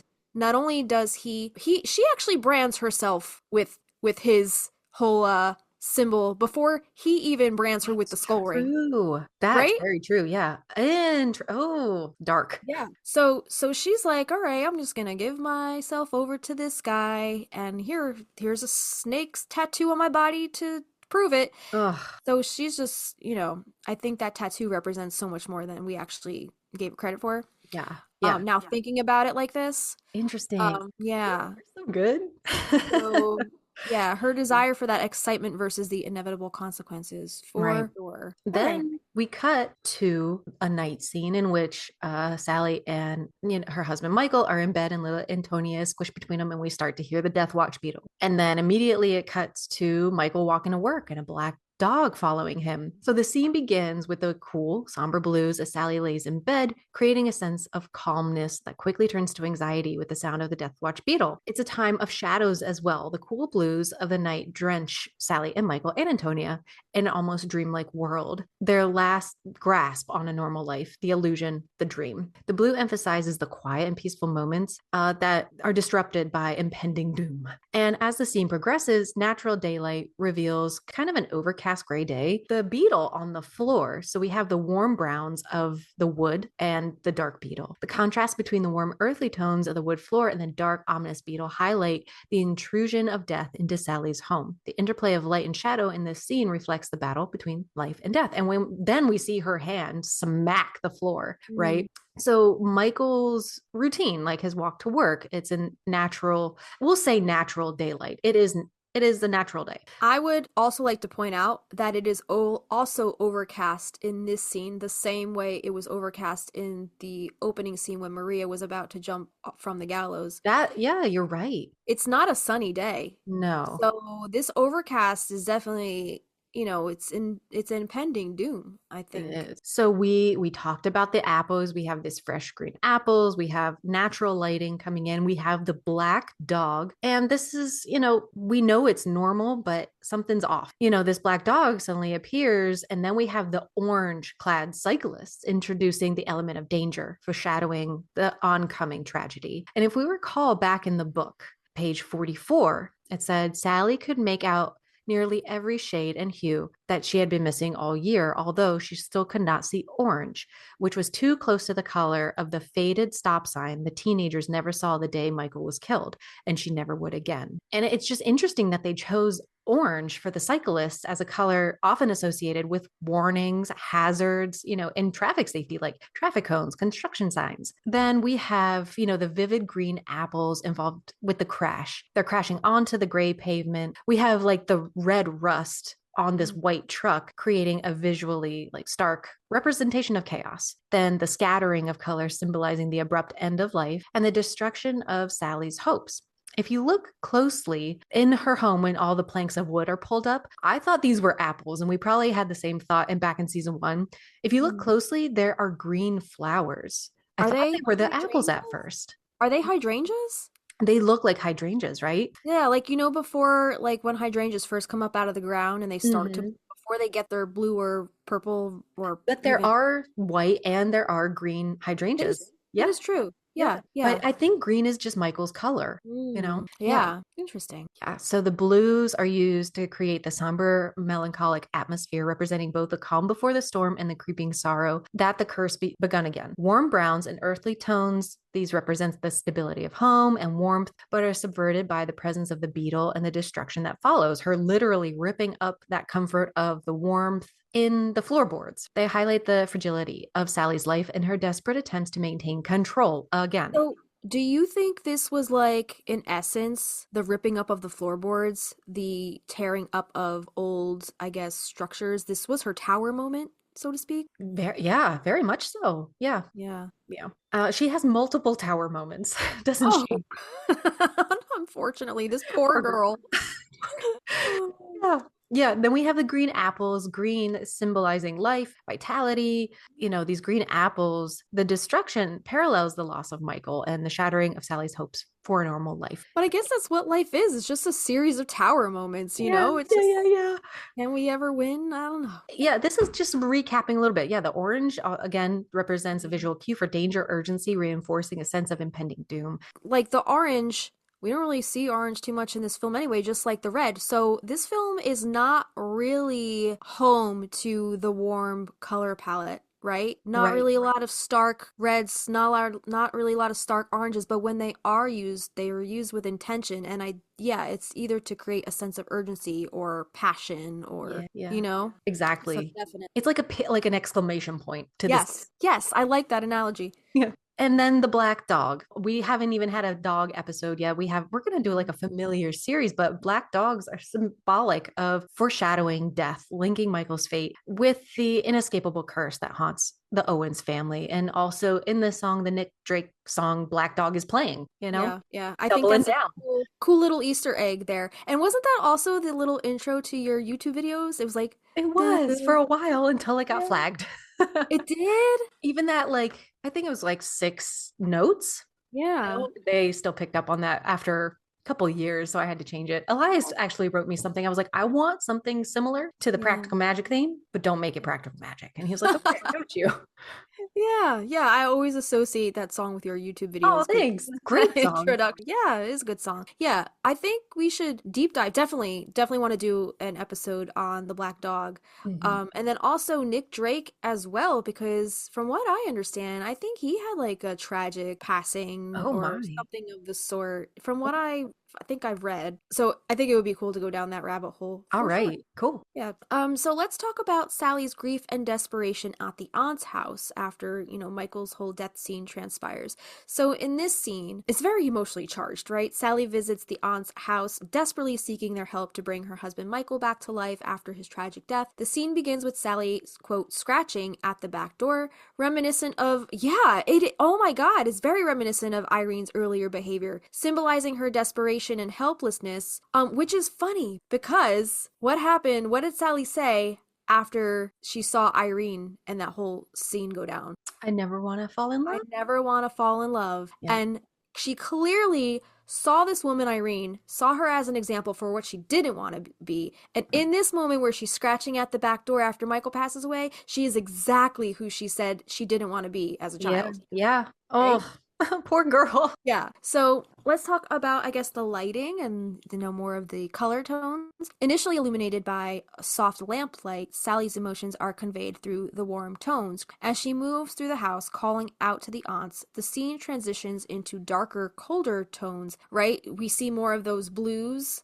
come over her face as she's kind of screaming like all the stuff to the aunts to bring him back. The aunts refuse to perform the spell she begs for, warning that Michael would return as something dark and unnatural. Sally's breakdown is depicted through her sobs as she flips through the family spellbook, ultimately collapsing on her knees in despair. The scene transitions from warm, comforting tones to cold, somber blues. There's those blues again, and every time we see those blues, it's like Sally is thrown into this pit of the unknown, the despair, like it's all coming back, it's all coming back to her now. Yeah, she's constant barrage of Celine moments in this. The warm tones initially reflect the safety and familiarity of the magical world, while the cold blues emphasize Sally's grief and the harsh reality of loss. The interplay between these tones shows the emotional conflict Sally faces, caught between the comfort of her past and the cold truth of her present. The framing in this scene is particularly effective in conveying Sally's emotional isolation. Initially, Sally is seen through windows and doors, emphasizing her separation from the warmth and comfort she once knew. As she pleads with the aunts, the camera shifts to closer, more intimate shots that capture her raw despair. And the final framing, with Sally on her knees, flanked by the aunts, visually represents her powerless position and the weight of her grief. So also when she enters, she goes to the stairs and is shouting up at them, and the way that it's framed, it's kind of more of like a religious moment, as one would pray to God looking up for, I guess, mercy, right? Guidance, yeah, like Guidance. Yeah, answers. yeah. Wishes fulfilled, right? Like, Exactly. how many times do we don't want to pray to, whether it's God, whether it's Allah, whether it's the universe, whatever you want to call God in your own faith and your path. How many times do we kind of neglect that aspect of our lives, or like the acknowledgement of a higher power, until we are in those depths of despair? Exactly. Right? And then we're like, anything, please, somebody. Right. But when you're asking the universe, when you're praying, or when you see like praying, when you think praying, you can do the devout, like eyes cast down, but usually you're looking up, like Justina just did, like anything, you look up into the air. And that's what I noticed Sally doing here. Right. Yeah. And it's interesting how the aunts are the powers that be to her in this moment. Like, she's not calling out to God. She's not calling out to the universe. She's not calling out to even her ancestors. She's calling out to living beings who are still on the physical plane, who she thinks have the ability to reverse the balance of nature. Exactly. Yeah. And the know? framing there, when she is on her knees, like she is praying to them, and they're standing there like sentinels, very symmetrically in the kitchen. Yeah. One is near the stairs and one is near the conservatory door. And it's just very like church-like. It gives me church feels, because in a Catholic church, you're surrounded by these statues. These they can just stand there, their hands are folded like that, and they can't help you. Sorry. Except Tony, turn around, 100% can help you. Especially if you're looking for a mood ring and a bunch of trees at the end of your street. But yeah, I never really noticed that before, but that is so true. Like, she is looking to them for these answers as if they are these pious, like, beings. All-knowing beings, yeah. All-knowing beings. They're the one who fucking made this mess. So symbolism, yes. So the warm lamplight symbolizes the magical world Sally has always known, a world of comfort and protection. And as the scene darkens, the shift to cold blues represents the intrusion of death and the limitations of magic. The dark images of, we had a whole episode on this, Gustave Dore's The Flood, further symbolize the inevitable and uncontrollable nature of death. The final exterior shot of the bright white Victorian house, juxtaposed with the darkness inside, symbolizes Sally's rejection of magic in a bid to shield her children from its dangers, paralleling her own experiences of loss and pain. And those are some heavy illustrations, Gustave Dore's in the Book of Shadows that she's flipping, right? Oh yeah. Yeah. They were biblical, right? Weren't they? There were some he did like 40 some biblical wood block carvings, which I don't know if you see this 3x4 foot canvas back here. I'm prepping it because I want to do Gustave Dore's Fallen Angel, when Lucifer gets out of heaven. And I'm trying to figure out, I'm like, is there a way to make this look like a block print? I don't know. I might just make it look natural, but I still, for some reason, girl, I don't know how to get off of this email list. Because when we did that episode, what the fuck was Gustave Dore? It doesn't matter, because I had to go on some kind of like auction website just to check something out. I get notifications all the time. Like, this Gustave Dore is up for auction. This one's up for auction. I don't know how to get off of it. There's no unsubscribe. That's funny. Yeah.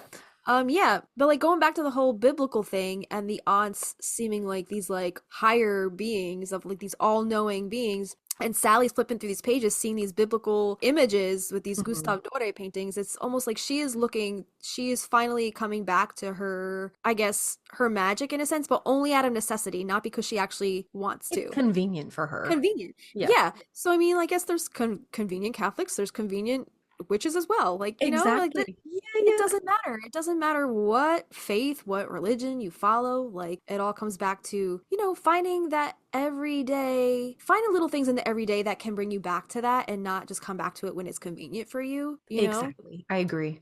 Mm-hmm. So now we cut to the exterior of the Bright Owens house, a harsh reminder that even though as the viewer experience this through Sally's eyes and she's grieving and she's just completely devastated at this point, right?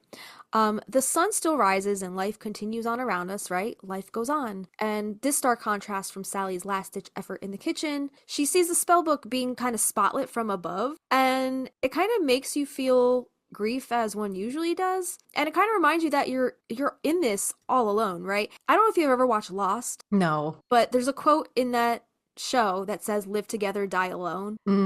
Yeah. And it's true. Like, Yeah. I mean, even in life we're alone sometimes, but you know, we all come into this world alone and we all leave this world alone. Yeah. And it's our own personal hero's journey, and we have to remember that sometimes, like, Yeah. you know. I think what I was getting at here was the book of magic being spotlit and she's just surrounded in this darkness, experiencing grief. It is just so personal.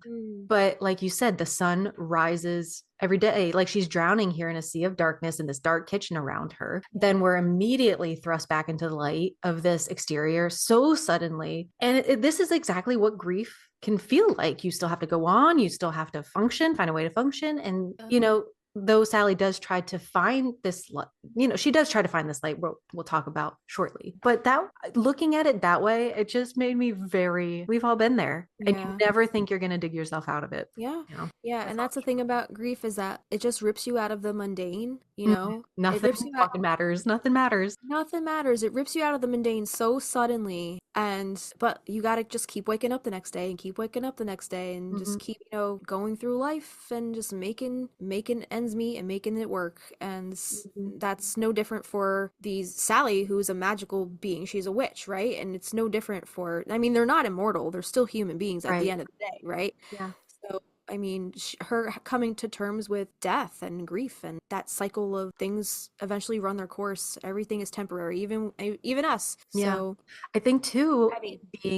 she's struggling with so much more than just the loss of her husband. It's was that even love Real. or was that magic?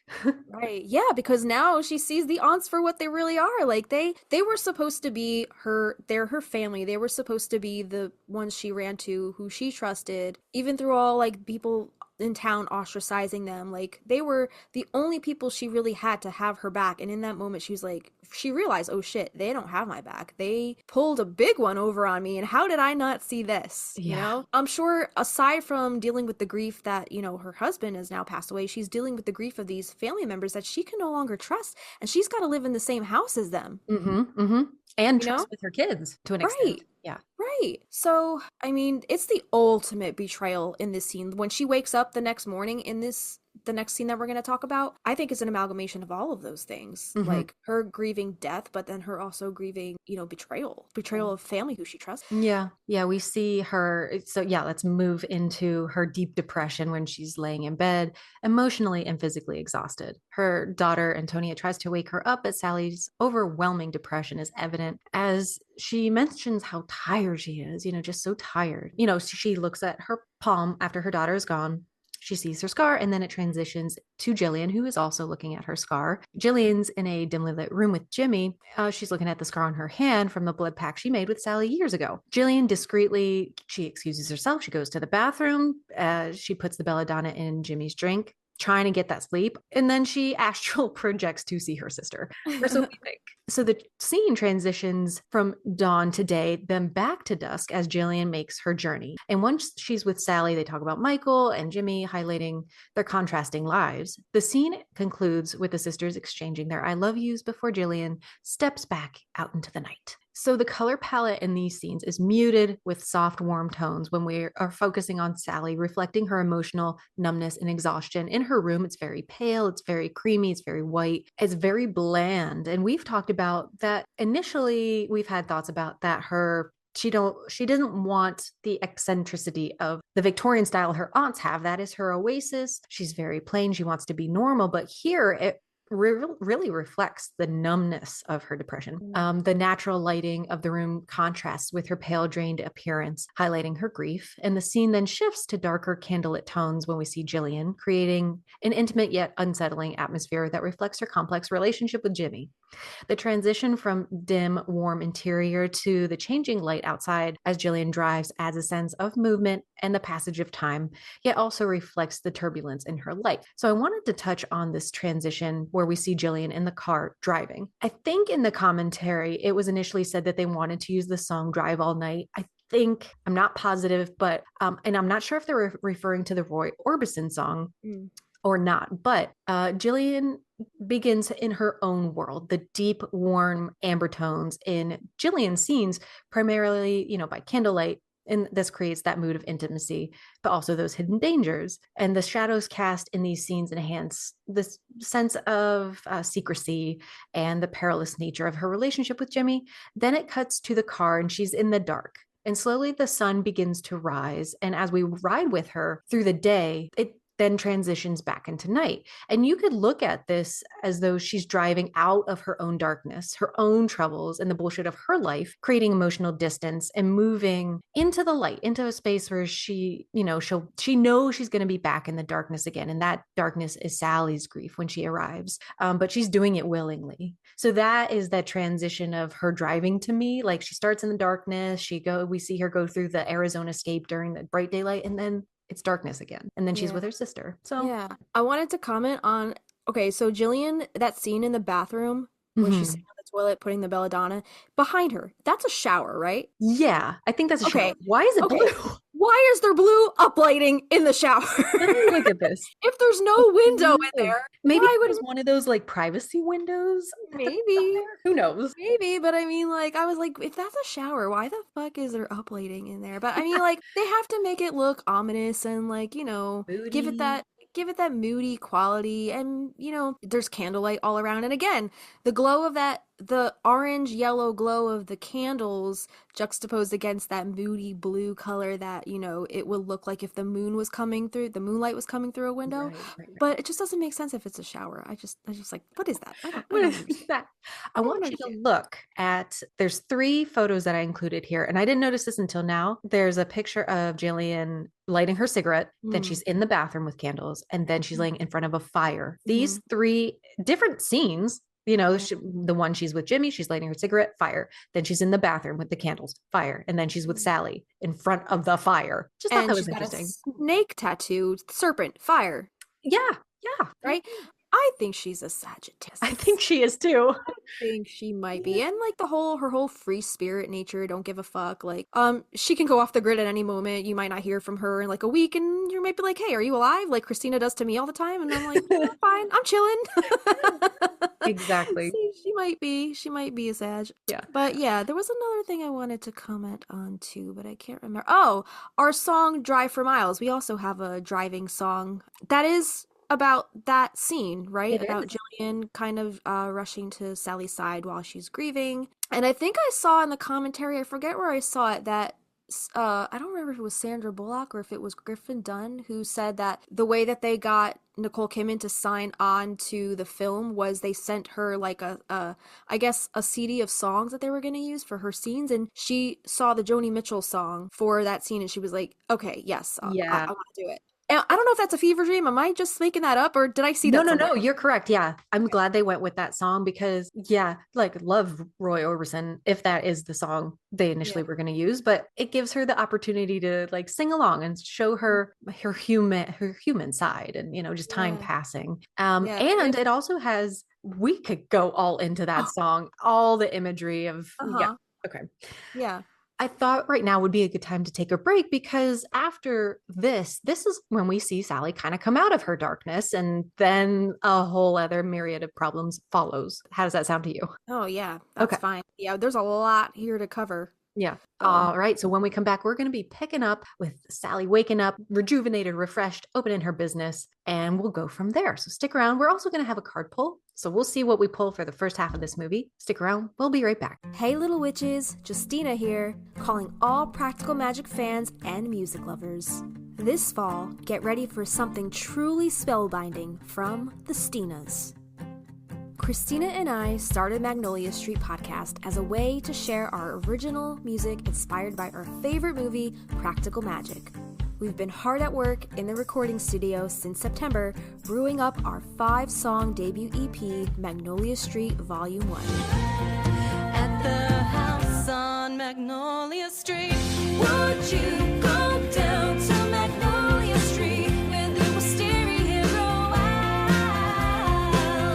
At the house of magic and mystery, so would you go down to Magnolia Street? If you want the inside scoop on our music and the stories behind each song, join our Rose tier on Patreon for just $8 a month and dive into exclusive content from our songisodes.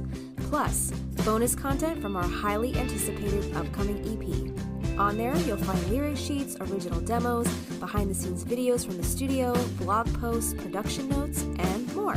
Don't miss out on the magic. Keep up to date with us on our Instagram at Magnolia Street Podcast for all of our music news and be a part of our musical journey.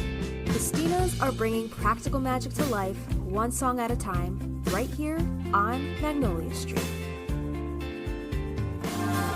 You didn't go down to Magnolia Street. Magnolia Street.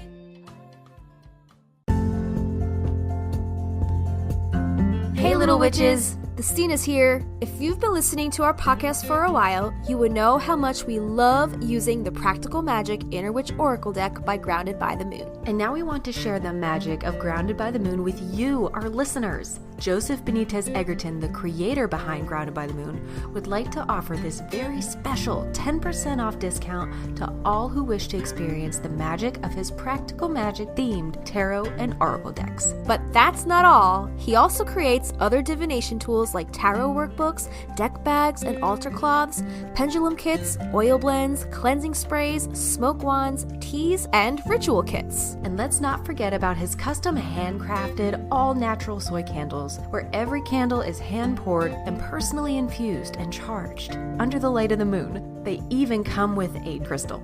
And did we mention all of the ingredients in the candles are ethically sourced?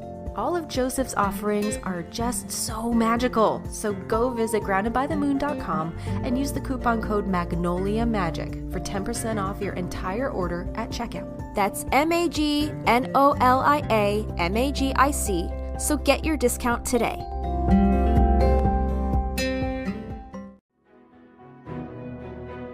Hey, we're the Stinas, and you're listening to the Magnolia Street Podcast. Okay. I feel like there's still so many cards in this deck we haven't pulled, but we keep pulling the same ones. For a reason, I guess. I guess so. All right, here we go. Tell me when to stop. Stop. Ooh, we got the Oh. tiger's eye. Oh, All right. Okay, so the keyword on this card is balance. And weren't we talking before about restoring the balance of, like, you know, the balance of nature and, Yeah. you know, trying to not be so in control of what's supposed to naturally happen? yeah. And to create a film, you have to have some knowledge of the balance of color and composition. The color wheel, right? Like, Yeah. I wonder, well, obviously, if you're an art director on a film and you're trying to figure out the color schemes and the palette that you want to use for different scenes, I'm sure they would have to revert to using a color wheel, right? That's Oh, basic sure. color theory, right? Yeah. Yeah. Avi always laughs at me because whenever he tries to, like, talk about color theory and then I come in with my the stuff I learned in art school, he's like, "Oh, I'm so cool. I went to art school. I know everything." He makes fun of me. I know everything. I know it all. That was so funny.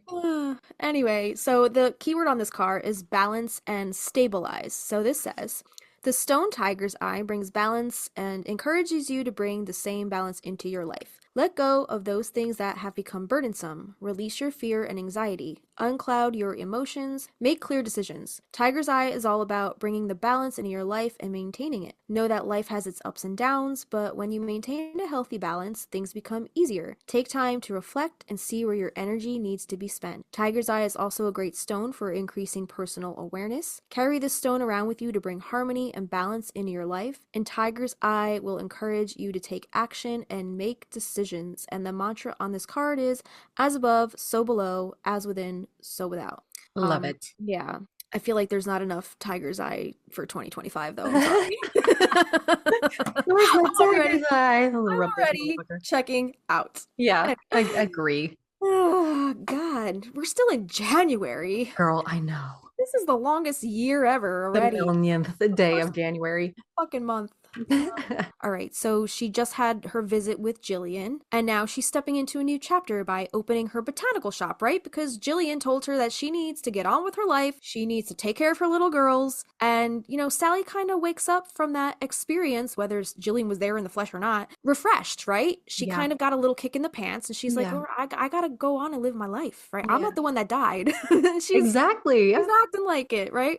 So she's kind of reinvigorated by Gillian's visit and her advice. And, you know, Gillian, she's not the best one to be given advice, right? But that's pretty sound advice here. She did all right. She did okay here. She did her sisterly duties, and then she went back into the night like a fart in the wind. Yeah. So Sally steps into this new chapter. She opens her botanical shop that she and Michael, her late husband, they actually planned to do this together, right? So I guess she does this as a tribute to him, maybe? So as she reconnects with her purpose, her daughters face the harsh reality of their own outsider status. And this is shown by a little bullying incident that goes down right outside of the botanical shop. This scene transitions to the family home. Right after Kylie and Antonia kind of tell Sally off, like, you have all this power and you don't even use it. And but then they go back home where the warmth of the interior contrasts with the stormy atmosphere brewing outside. But I must say, when we look at that shot of the Victorian mansion, the Owens house, at dusk, before, you know, we go back inside, we don't really get that stormy vibe yet. It doesn't look like a storm's coming, but who knows? Yeah. There's a little cloud bank happening. A little bit. Yeah. It's a little overcast, but it's kind of distant behind the trees, which are more in the forefront, and you can kind of get little peaks of these beautiful sky tones, like the halo of the blue at the top that kind of gradients into like a pink, and then that kind of gradients into like this really fiery golden yellow. I love this shot. It's so beautiful. Between like the glow of the trees and their shadows casting on the house, it kind of gives this like this dream-like ethereal quality.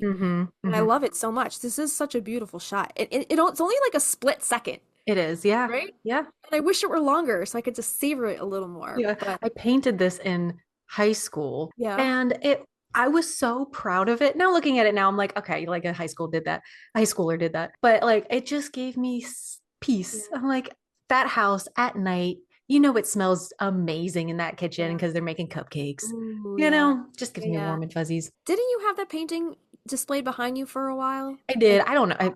It ended up in the closet somewhere. Yeah, I remember seeing it behind you. I'm like, oh my God, you did that? Thank you. Yeah.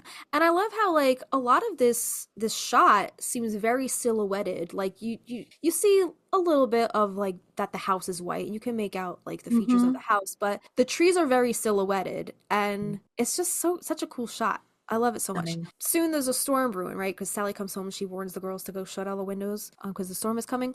So first of all, the warm tones in the scene where Sally wakes up and walks through town gives a sense of renewal and hope. The bright, soft hues reflect her determination to move forward with her life and to honor Michael's memory by opening the shop. These colors symbolize life, growth, and the energy that she's channeling into her new endeavor.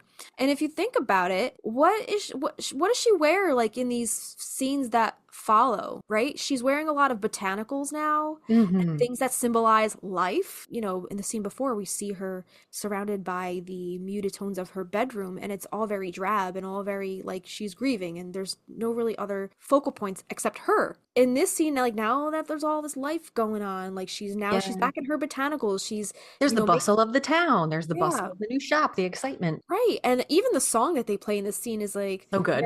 Brand band. Pep in your step, right? Yeah. So I love that montage so much because I like how she's coming back to herself, channeling all of her energy into her new endeavor. Some of the warm tones in Sally's morning scene and the brightly lit house symbolizes the love, protection, and familial bonds that are central to the Owens family. These colors reflect Sally's renewed sense of purpose and her hope for the future. But then that doesn't last too long because now she sees her kids getting bullied and here we go again. So this shot is from above where Sally's daughters are being bullied, which uses cooler tones or muted tones, symbolizing their isolation and the coldness that they experience from the other townspeople. The overhead shot can also create a sense of vulnerability, highlighting their smallness and the overwhelming nature of the prejudice they face. It also mirrors the earlier scene of the Puritans. I never noticed that before. You pointed that out to me. I did? Way back, podcast brain.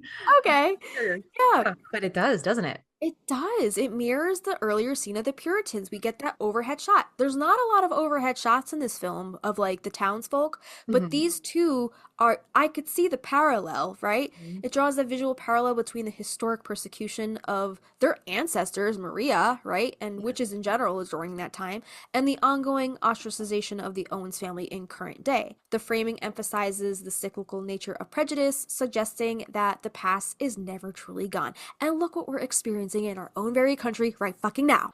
Period. Exclamation point. So yeah, that's crazy, that whole parallel. So then when the end of the day they go home, the girls are making the cupcakes with the aunts, and Sally gets home from work after a long day. We did come to that conclusion that this was the same day, because Sally's wearing the same thing that she, was seen wearing earlier when the girls had that little bullying incident. So now the house in the storm, right? The exterior of the house is lit up using those warm, inviting colors. It's kind of like the dreamscape silhouetted with the trees like we were just talking about. And this symbolizes safety and comfort within the Owens family home. We see the warm glow of the light coming from inside of the house. Oh, so pretty. Right? So we know that something cozy is going on in there. And it is making their cupcakes. They're making the toast is all. Right? And this contrasts sharply with the darker, cooler tones outside, representing the impending storm, the shitstorm that is Gillian that is brewing. That's about to tornado through Magnolia Street. Right. And this use of lighting and color creates a visual metaphor for the protection the family provides against the harshness of the outside world. And the aunts know that they're like in some hot water with Sally still, right? They're now they know that they have to work even harder to even do the slightest bit of even practical magic with the little girls. It's like, oh, you're making cupcakes, really? Oh no, we're making toast. Like, what are you talking about? That's so true. they really are being careful about what they're doing with these little girls in the presence of Sally, what they're saying, you know. So the next scene we're going to talk about is the scene where Sally is writing her letter to Gillian. So she's shown in her room, and she's pouring her heart out onto this page. She's expressing her deepest feelings of emptiness and longing and the haunting presence of a love that she fears she may never find again. And I think at this point, maybe she has even forgotten that she did that love spell as a child. Oh yeah, maybe. Like, how many times have we done things as a kid we don't remember until like something jogs our memory years down the line, and we're like, oh shit, I forgot about that. Agreed. So she probably at this point writing this note to her sister doesn't even remember that. And as she's writing, the scene kind of alternates between her introspective moments and the image of the moon, kind of symbolizing her connection to a larger mystical reality. And this scene concludes with Sally intuitively sensing her sister's distress as she receives a phone call, which reinforces the strong bond between them. And also the wind picks up too, right? Like, we kind of see this storm a-brewing more. Her hair is whipping. Basically, yeah. But I think that this scene is just so beautiful because it kind of reinforces and it brings back Sally's connection to the moon as a child when she sends those rose petals off. And even though she might not remember doing that spell as a child, her connection with the moon has always been a constant, even into her adult life. Agreed. Right? And if you think about it, her sending that letter to Gillian as an adult and this connection with the moon is kind of, you can also find another parallel with the rose petals sending that off into the night. She's sending this letter off into the night, and she doesn't know that Gillian's not going to be the one to find it. She doesn't know that Gary, the love of her life, who she sent the petals off to as a child, is now going to be receiving the letter who she sent off into the night as well. This is like the adult version of the Amos Vedita spell. Basically, yeah. She's doubling down. Basically, but she doesn't realize it. Right. She doesn't realize the intention and what she's manifesting. She had already set into motion as a child, right? She's kind of just reinforcing it now, like a little check-in kind of spell, maybe. Subconsciously. Subconsciously. And I love how the moon and that blue, that glow, it's just very I like how it's a thread throughout her life. Agreed. Yeah. It's that constant. Yeah. So let's get into the cinematography and composition of this scene. So the color palette and tone. In this sequence, it's primarily dominated by warm amber tones in the interior, in her bedroom, right? Which is contrast with the cold blue tones of the night outside and that glow of that beautiful moon. And this duality in color reflects the internal conflict Sally feels between her desire for warmth, love, and connection, and the cold reality of her loneliness and the challenges that lie ahead. And like, I love that the symbolism of her writing a letter and her desire to communicate and be heard. And right? And writing a letter is such like an it's at this point in time, it's becoming an ancient practice. Nobody really handwrites letters anymore. I forget cursive. Right. The kids aren't even learning that in school anymore. Right. But she says, I want to be seen. Yeah. That, my heart. And the fact that she's like literally putting her motion and her physical life force onto a page to be cast out into the universe yet again. Like magic. It is. So I love that little tool and that symbolism of communication. Mm-hmm. And then we get into the cooler tones, the cool blue tones that dominate the shots of the moon and the exterior shot. These serve as a visual reminder of the distance and the coldness that she feels inside when she's desiring that communication and trying to be heard. Mm-hmm. She's just sending a light out into the dark, right? Mm-hmm. Like, didn't we say in another episode that she is the lighthouse for Gary? She's kind of like... Oh, what was that episode? Sending her light out, right? Yeah. We talked about that. So the blue light particularly, it illuminates her face as she looks out the window, symbolizing her deep-seated melancholy and the mysterious, possibly ominous forces at work. The interior warmth versus exterior coldness. So the contrast between the warm interior and the cold exterior emphasizes Sally's inner turmoil. The warm light inside her room is comforting yet insufficient to fill the void that she feels, as highlighted by her words in the letter. The moon, bathed in blue light, represents an unreachable ideal or an emotion that is just out of her grasp. And the quote from the movie, "There is no man, Gilly, only that moon." She kind of neglects love. Like, she thinks she finds it, she doesn't find it. Then she neglects it altogether because she's like, all right, well, love doesn't exist because the first love that I ever felt was a lie. But the moon has really been her constant, no matter what. Yeah. Right? Even despite all her love and loss, she still has the moon. That's the only thing she has left. Mm-hmm. So, and it's all tied together with this blue glow that they were able to put into this color palette. So the symbolic use of light. The candlelight and soft indoor lighting suggests a flickering hope or desire with Sally. However, as the scene progresses, the cold blue light overtakes, particularly when Sally steps outside to mail her letter, signifying her shift from introspection to action, driven by the bond with her sister. And we talked about this in our Star episode, how Sally's intuition can be represented by the moon. It's always drawing her in, trying to get her to acknowledge the inevitable, which is her power. It also represents Sally's deep connection to something larger than herself, perhaps her fate, her magic, or the emotional tides that govern her life. Yeah. And I also love how the candlelight, how she's playing with the candlelight and blowing the flame backwards to make it go on. It's like she's playing with her magic here and there, but she's scared to dive in completely. You know, she does these little parlor tricks, but ultimately she's like, fuck magic, which makes her face when she does blow the candle on. She looks at that candle for a second, almost like a bittersweet, like she looks sad, not just because of what she's writing to her sister, but the fact that she still can do this, but it almost like saddens her to be like, the life I could have had, you know, the two different lives. Like the magical one that I could have had if I kept going with it, or the normal one with Michael. You know, just her face there gives me very somber feels. Yeah, it does. I like how she kind of has a glimmer of her childhood and that hope that she felt as a child once again. And if you notice the mug on her desk that she's stirring the spoon in, it looks like it was made by a child, right? Like probably like, I don't know, Kylie or Antonia maybe made it in an art class or something, or maybe that was one that she made as a child, and maybe that's just her comfort mug, and she uses that when it's tea time and letter writing time, and she plays with her little flickering flame this is her safe space to go back to her childhood. I feel like we see her she's stirring her tea, without her hands. She's using her magic there. She's blowing the candle on. This is all the magic we see from her in one place. Right. It's like she's only comfortable to do magic in her bedroom. Alone. Where she's not being judged or betrayed by her fucking aunts. Exactly. Yeah. Right? She's like, I'm not gonna let them see me do magic. I'm gonna do it inside the confines of my own room. They're never gonna see it, but it does bring her back to that place of comfort, I think. Yeah. So Now we're going to get into the dark section of the film, and this comes pretty early on. I think we talked about like 25% in. We get the Jimmy, so cue the cool tones, and we come. Sally goes to save her sister. She takes the first flight out of Logan. She goes to Jersey, as far as we know, and they're dealing with this aftermath. They're dealing with Jimmy. They get abducted.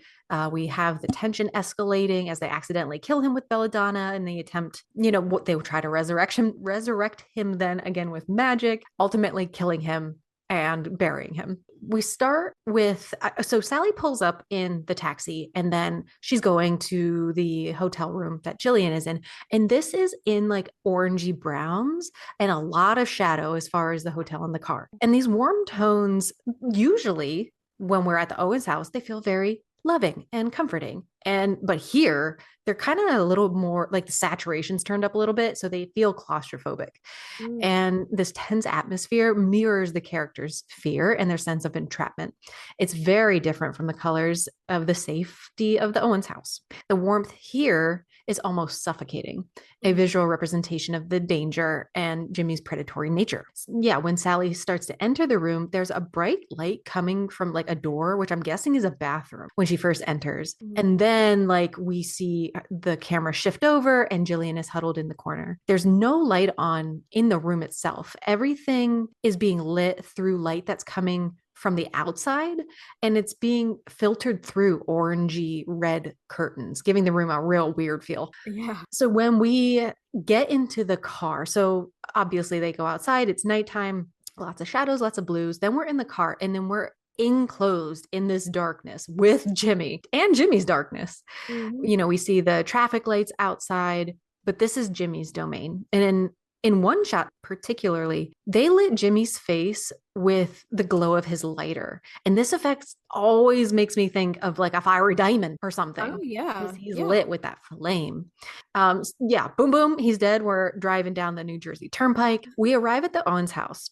And here there's a pervasive blue tone that represents the supernatural, the night, and the crossing of moral boundaries. The blue light from the moon is particularly symbolic, representing both a connection to the supernatural, also the circle around the moon indicating the trouble, and the cold inevitability of their actions and their consequences. It suggests that while their actions are desperate attempts to restore order, they are delving into forces beyond their control. Yeah. And as far as the light and shadow and their symbolic use here, the use of shadow throughout these scenes, especially in the close-ups of the characters, symbolizes the moral ambiguity and the darkness that is now infiltrating their lives. The shadows are almost characters in and of their own right, representing the looming consequences of their actions. The close-ups on their faces, often partially in shadow, capture their grief, guilt, helplessness, and the warmth of the light feels almost ironic in these moments, highlighting the intensity of their emotional turmoil. We have these flickering candles on the table when they're doing the resurrection spell.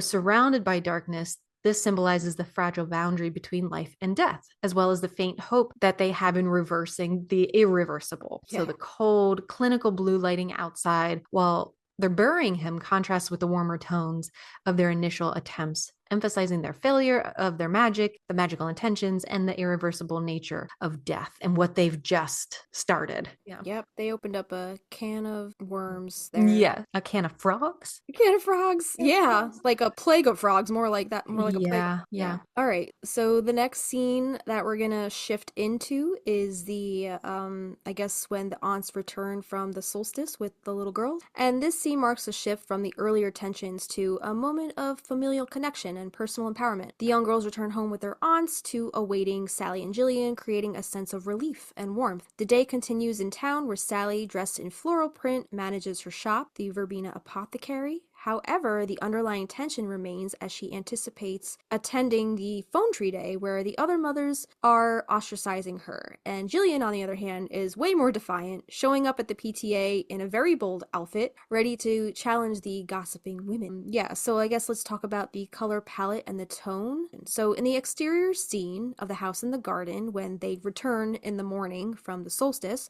The scene of the Owens house in the early morning is bathed in a soft, natural light, giving us the tranquility and timelessness of the house. The colors here are muted greens, whites, browns, and it evokes a sense of safety and homecoming. The light filtering through the trees adds to the sense of warmth and safety that the house represents for the Owens family. Now they dress Kylie here in purple. And is this a subtle nod to her budding intuition or her third eye chakra opening? Because moments later, she spots Jimmy through the dining room window. Yeah. And, you know, kind of like how, was it Antonia that saw it in Sudbury? Mm-hmm. But it was Kylie that saw it in the book still, Mhm. right? Yeah, but she was the younger one. Again, the flip-flopping, unnecessary. It confuses the fuck out of me still to this day. But yeah, unnecessary. But Kylie has always had these things with the auras. And yeah, she sees Jimmy. So what the fuck? Did you want to say something else? No, I'm just laughing at you. What the fuck? What the fuck? Also, Gillian is dressed in a black top and muted gold skirt, which mirrors the Owens foyer. Is that how you say it? Foyer, with its dark wood beams and its warm yellow plaster, almost like she's trying to blend into the background. Yeah, I never noticed that before. She's nervous about seeing her nieces and her aunts again after so long. She's never seen her nieces before at all. Right? Really? Because she's like, oh my god, you guys are so big. Okay. Like, I don't think they've ever seen her. Like, think about it. When would she have come back? I don't know. That's a good question. Good point. Yeah. Because she's been writing letters all those years. She never came back between her leaving Magnolia Street and when she came back in the astral projection. How do they know that's Gillian though? Just from her mom's stories? Probably photos. Okay. Yeah, probably photos and stories, but like I don't think they've ever seen her aunt live in the flesh. Like, Okay. they've probably just heard these crazy stories. So Yeah. they're really excited to see their aunt, right? So let's move on to the apothecary. So the shop is filled with bright natural light bouncing off the white walls and the glass bottles, symbolizing a space of healing and purity. Even though Sally's mood is a little darker. It says Gillian stands out like a sore thumb. Yeah, she's wearing all black against the soft whites and the greens of the shop. And yeah, even Sally's like she's wearing her botanical print still, very greens. Like all the color scheme in the shop is very greens, very earthy. But yes. But then there's Carla too, who I did not even acknowledge. Right. Carla's all in black. She's always all in black. So that like leads me to believe like the whole time is Carla a witch? Like Right. why isn't the town making fun of her? So let's move on to the PTA meeting. So the color palette shifts when Gillian enters the PTA meeting. The bright colors of the classroom contrast with her dark outfit. Isn't she wearing a green little halter top? I think it's like a spaghetti strap, but she's got black pants on. Yeah, it's like she went home and just changed her top because she know it would get these things all around them. I wonder, maybe she had this top on underneath her black sweater, that long sleeve shirt she's wearing at the. Okay. Okay. Maybe. So you think she had on that belly chain underneath her long black sweater? Probably not. I think she went went in the home. car.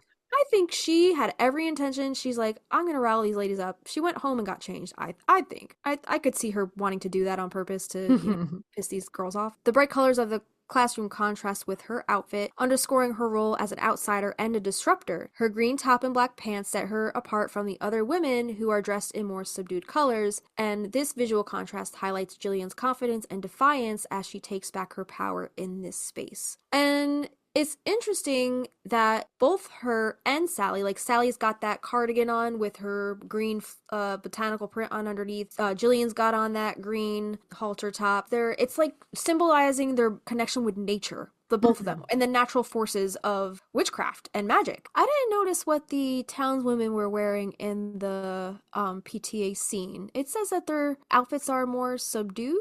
I'm seeing in the picture we have a pale pink, a green, one lady's in like a sky blue with flowers, another one's more of like a sea foam, a pink. Okay. So but nothing like Gillian. Right. Yeah. She's got like even like a velvet top on, Gillian, right? Which that speaks to me of the like a more plush lifestyle. She don't have kids. She can invest in like more edgier clothing, and like she can get away with that stuff, right? I love it. Yeah. And meanwhile, Sally's version of the green is like a more conservative cardigan with the botanical prints. You know? So it's definitely, they're both kind of representing that green earthy energy, but in very different ways. Yeah, the duality. The duality, exactly. They are the same, but they're different.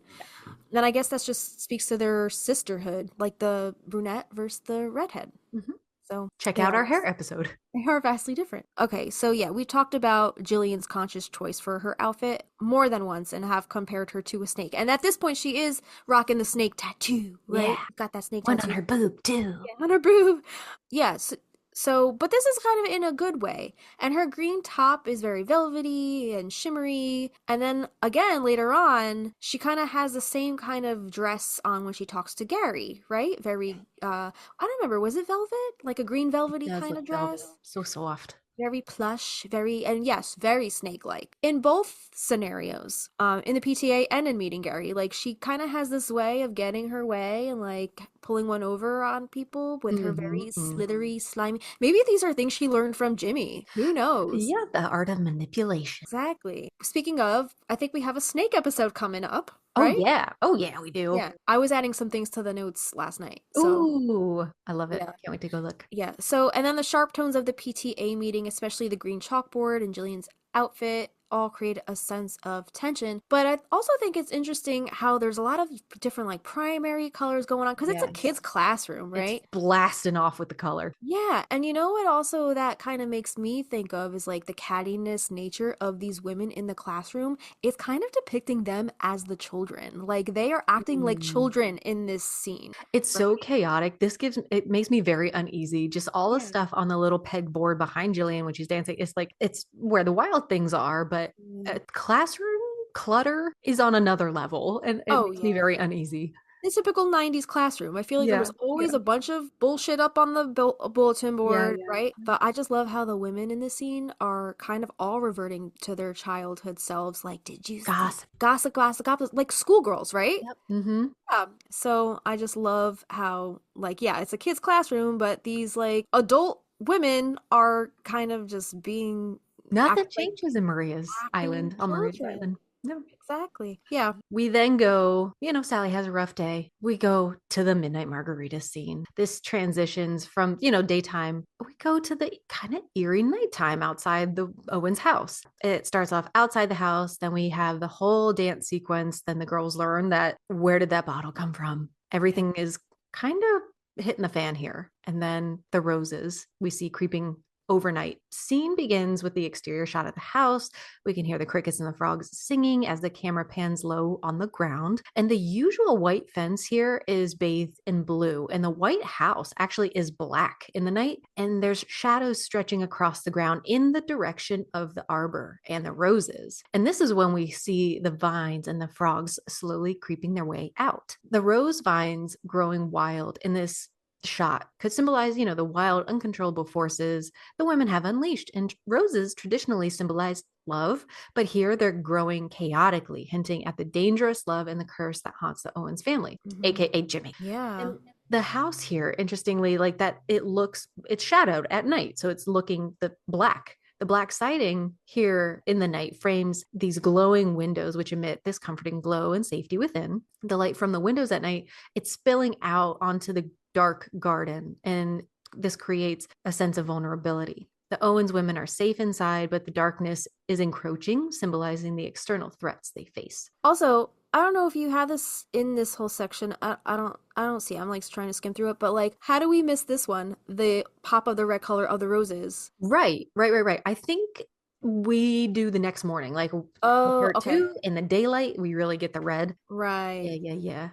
So the warm tones in the kitchen before they start the margaritas, it's cozy, it's safe. The Owens women are, they've created this very cozy environment for themselves, but it's soon disrupted by the reminder of Jimmy's lingering influence.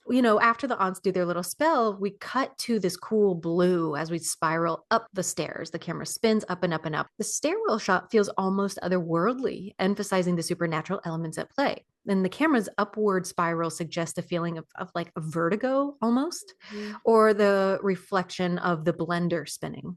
Oh, yeah. Yeah, because, the aunts have used Jimmy's tequila bottle here. And this could also represent his siren song to the girls. He's beckoning them to wake up and come downstairs and drink, giving them a taste of their own medicine, drinking from a drugged bottle without knowledge as he did. Oh, shit.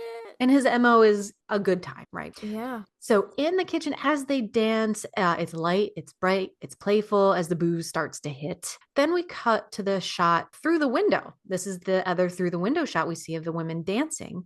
And this has that voyeuristic quality, showcasing the theme of being watched or haunted. Jimmy's right there. Mm-hmm. A reminder, we saw this shot when Sally and Michael and the girls were dancing in their living room. Right. The margaritas then turn into straight tequila shots at this spotlit table. And this to me feels like Jimmy's like focusing in now. The dancing in the light had this vortex effect, like when you're making like a little whirlpool in water and it's gathering and it's drawing everything into that funnel. Mm-hmm. So in this dark kitchen that's surrounding the girls at this brightly lit breakfast nook is like narrowing of the funnel and the concentration of Jimmy's dark desires. And I wanted to point out here that as soon as Gillian smashes the bottle in the sink, this wasn't there before that I noticed. There's a light on over her in the kitchen. Everything else is dark except for that one table they're all sitting at. And then when she smashes the bottle, boom, there's a light on over her head, signifying maybe like a light bulb moment. Because if we remember at the end,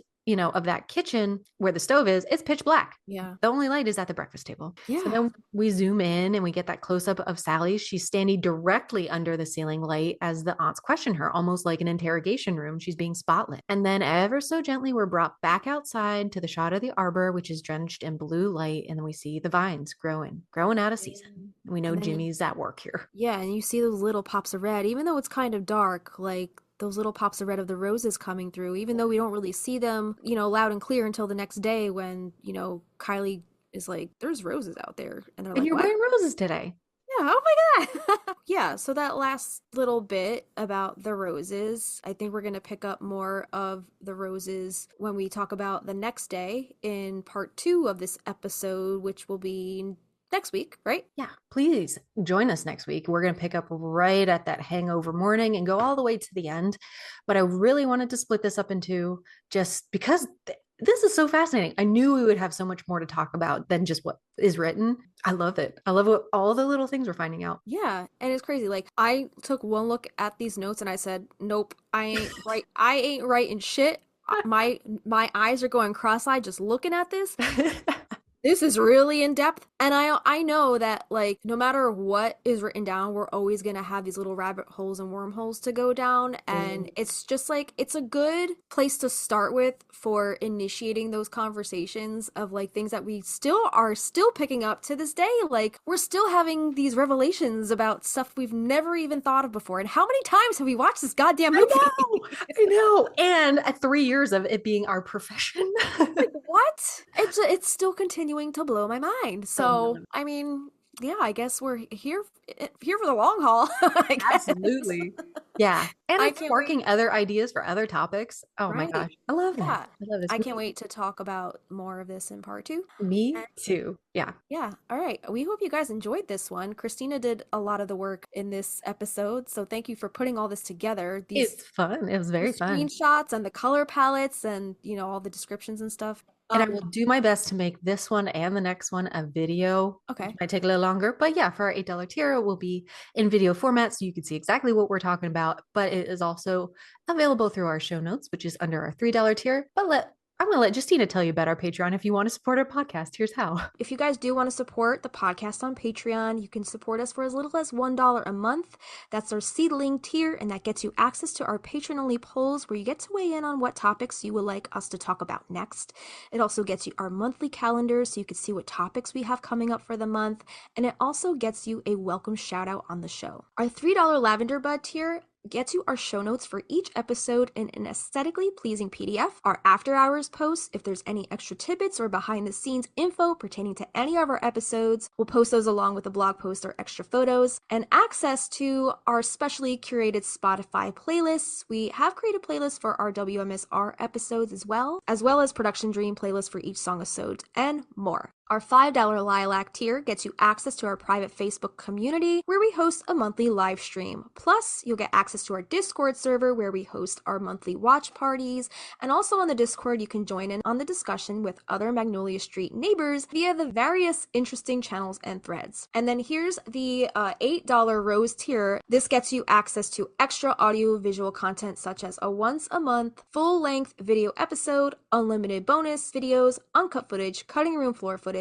bloopers, outtakes, meditations, exclusive interviews, and old home videos from the vault, or spell or ritual videos, and more. It also gets you bonus content to coincide with our song-episodes, such as full-length demo streams of our original Practical Magic inspired music, plus lyric sheets, guitar chords, and original scratch demos, or bonus video performances of our songs and more. Lastly, we have our $15 Wisteria Vine tier. Just like a twisting Wisteria Vine, there's a way for you to stay connected with us, the Stinas. In this tier, we invite you to join our private Marco Polo video messaging app. The app is totally free for both Android and iOS. Sign up with your phone number or email, and we will help you do the rest. This is a great way to chat with each other in a more intimate group setting, face-to-face via video recording. We love to show each other our pets, our gardens, or anything else you'd like to share. And just a reminder that the higher the tier you sign up under, the more rewards you get, because you get all of the rewards of the tiers below it. You can upgrade or downgrade or even cancel at any time. So to support the podcast, head to patreon.com/Magnolia Street Podcast. Yeah, and there are additional ways to support us and our podcast that don't cost you any money. If you do listen on Spotify, please give us a star rating.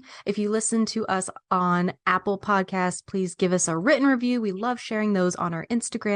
And if you're on Instagram, we would really appreciate any reposts or blurbs about our podcast. And make sure to tag us at Magnolia Street Podcast in your feed, posts, stories, and share us with your Practical Magic loving friends. Yeah, guys, join us over on the Patreon if you want. You got all the information right there. If you want to support us on, Spotify, leave us a star rating. On Apple Podcasts, leave us a written review. We will love to showcase those over on the Insta. And what else? We got a Teespring, we got merch, we got music coming out. I gotta get back to Mike. I am so far fucking behind on everything. Our song sounds so good. And we are going to have a very exciting guest. Just as a reminder, just put it in your back pocket. Maybe, I don't know how you feel about this, when we have everything scheduled, we'll let the patrons know ahead of time. Okay, I think they like deserve that. it. And for those who are not a Patreon, maybe you want to get in on that so you can get you could be one of the first in the know to know about all of our little hidden things that we have up our sleeves. Mm-hmm. But we did drop a couple little Easter eggs in the past couple episodes. So if you're paying attention, you might be picking up what we're putting down. I can't wait to talk to this guest. This guest might be a doorway into other possible guests. You never know. You never know. It has been a pleasure. Thank you for doing this with me, and we'll see you guys again next week. Until then, I'm Kristina. I'm Justina, and we'll see you next time. At the house on Magnolia Street, would you go?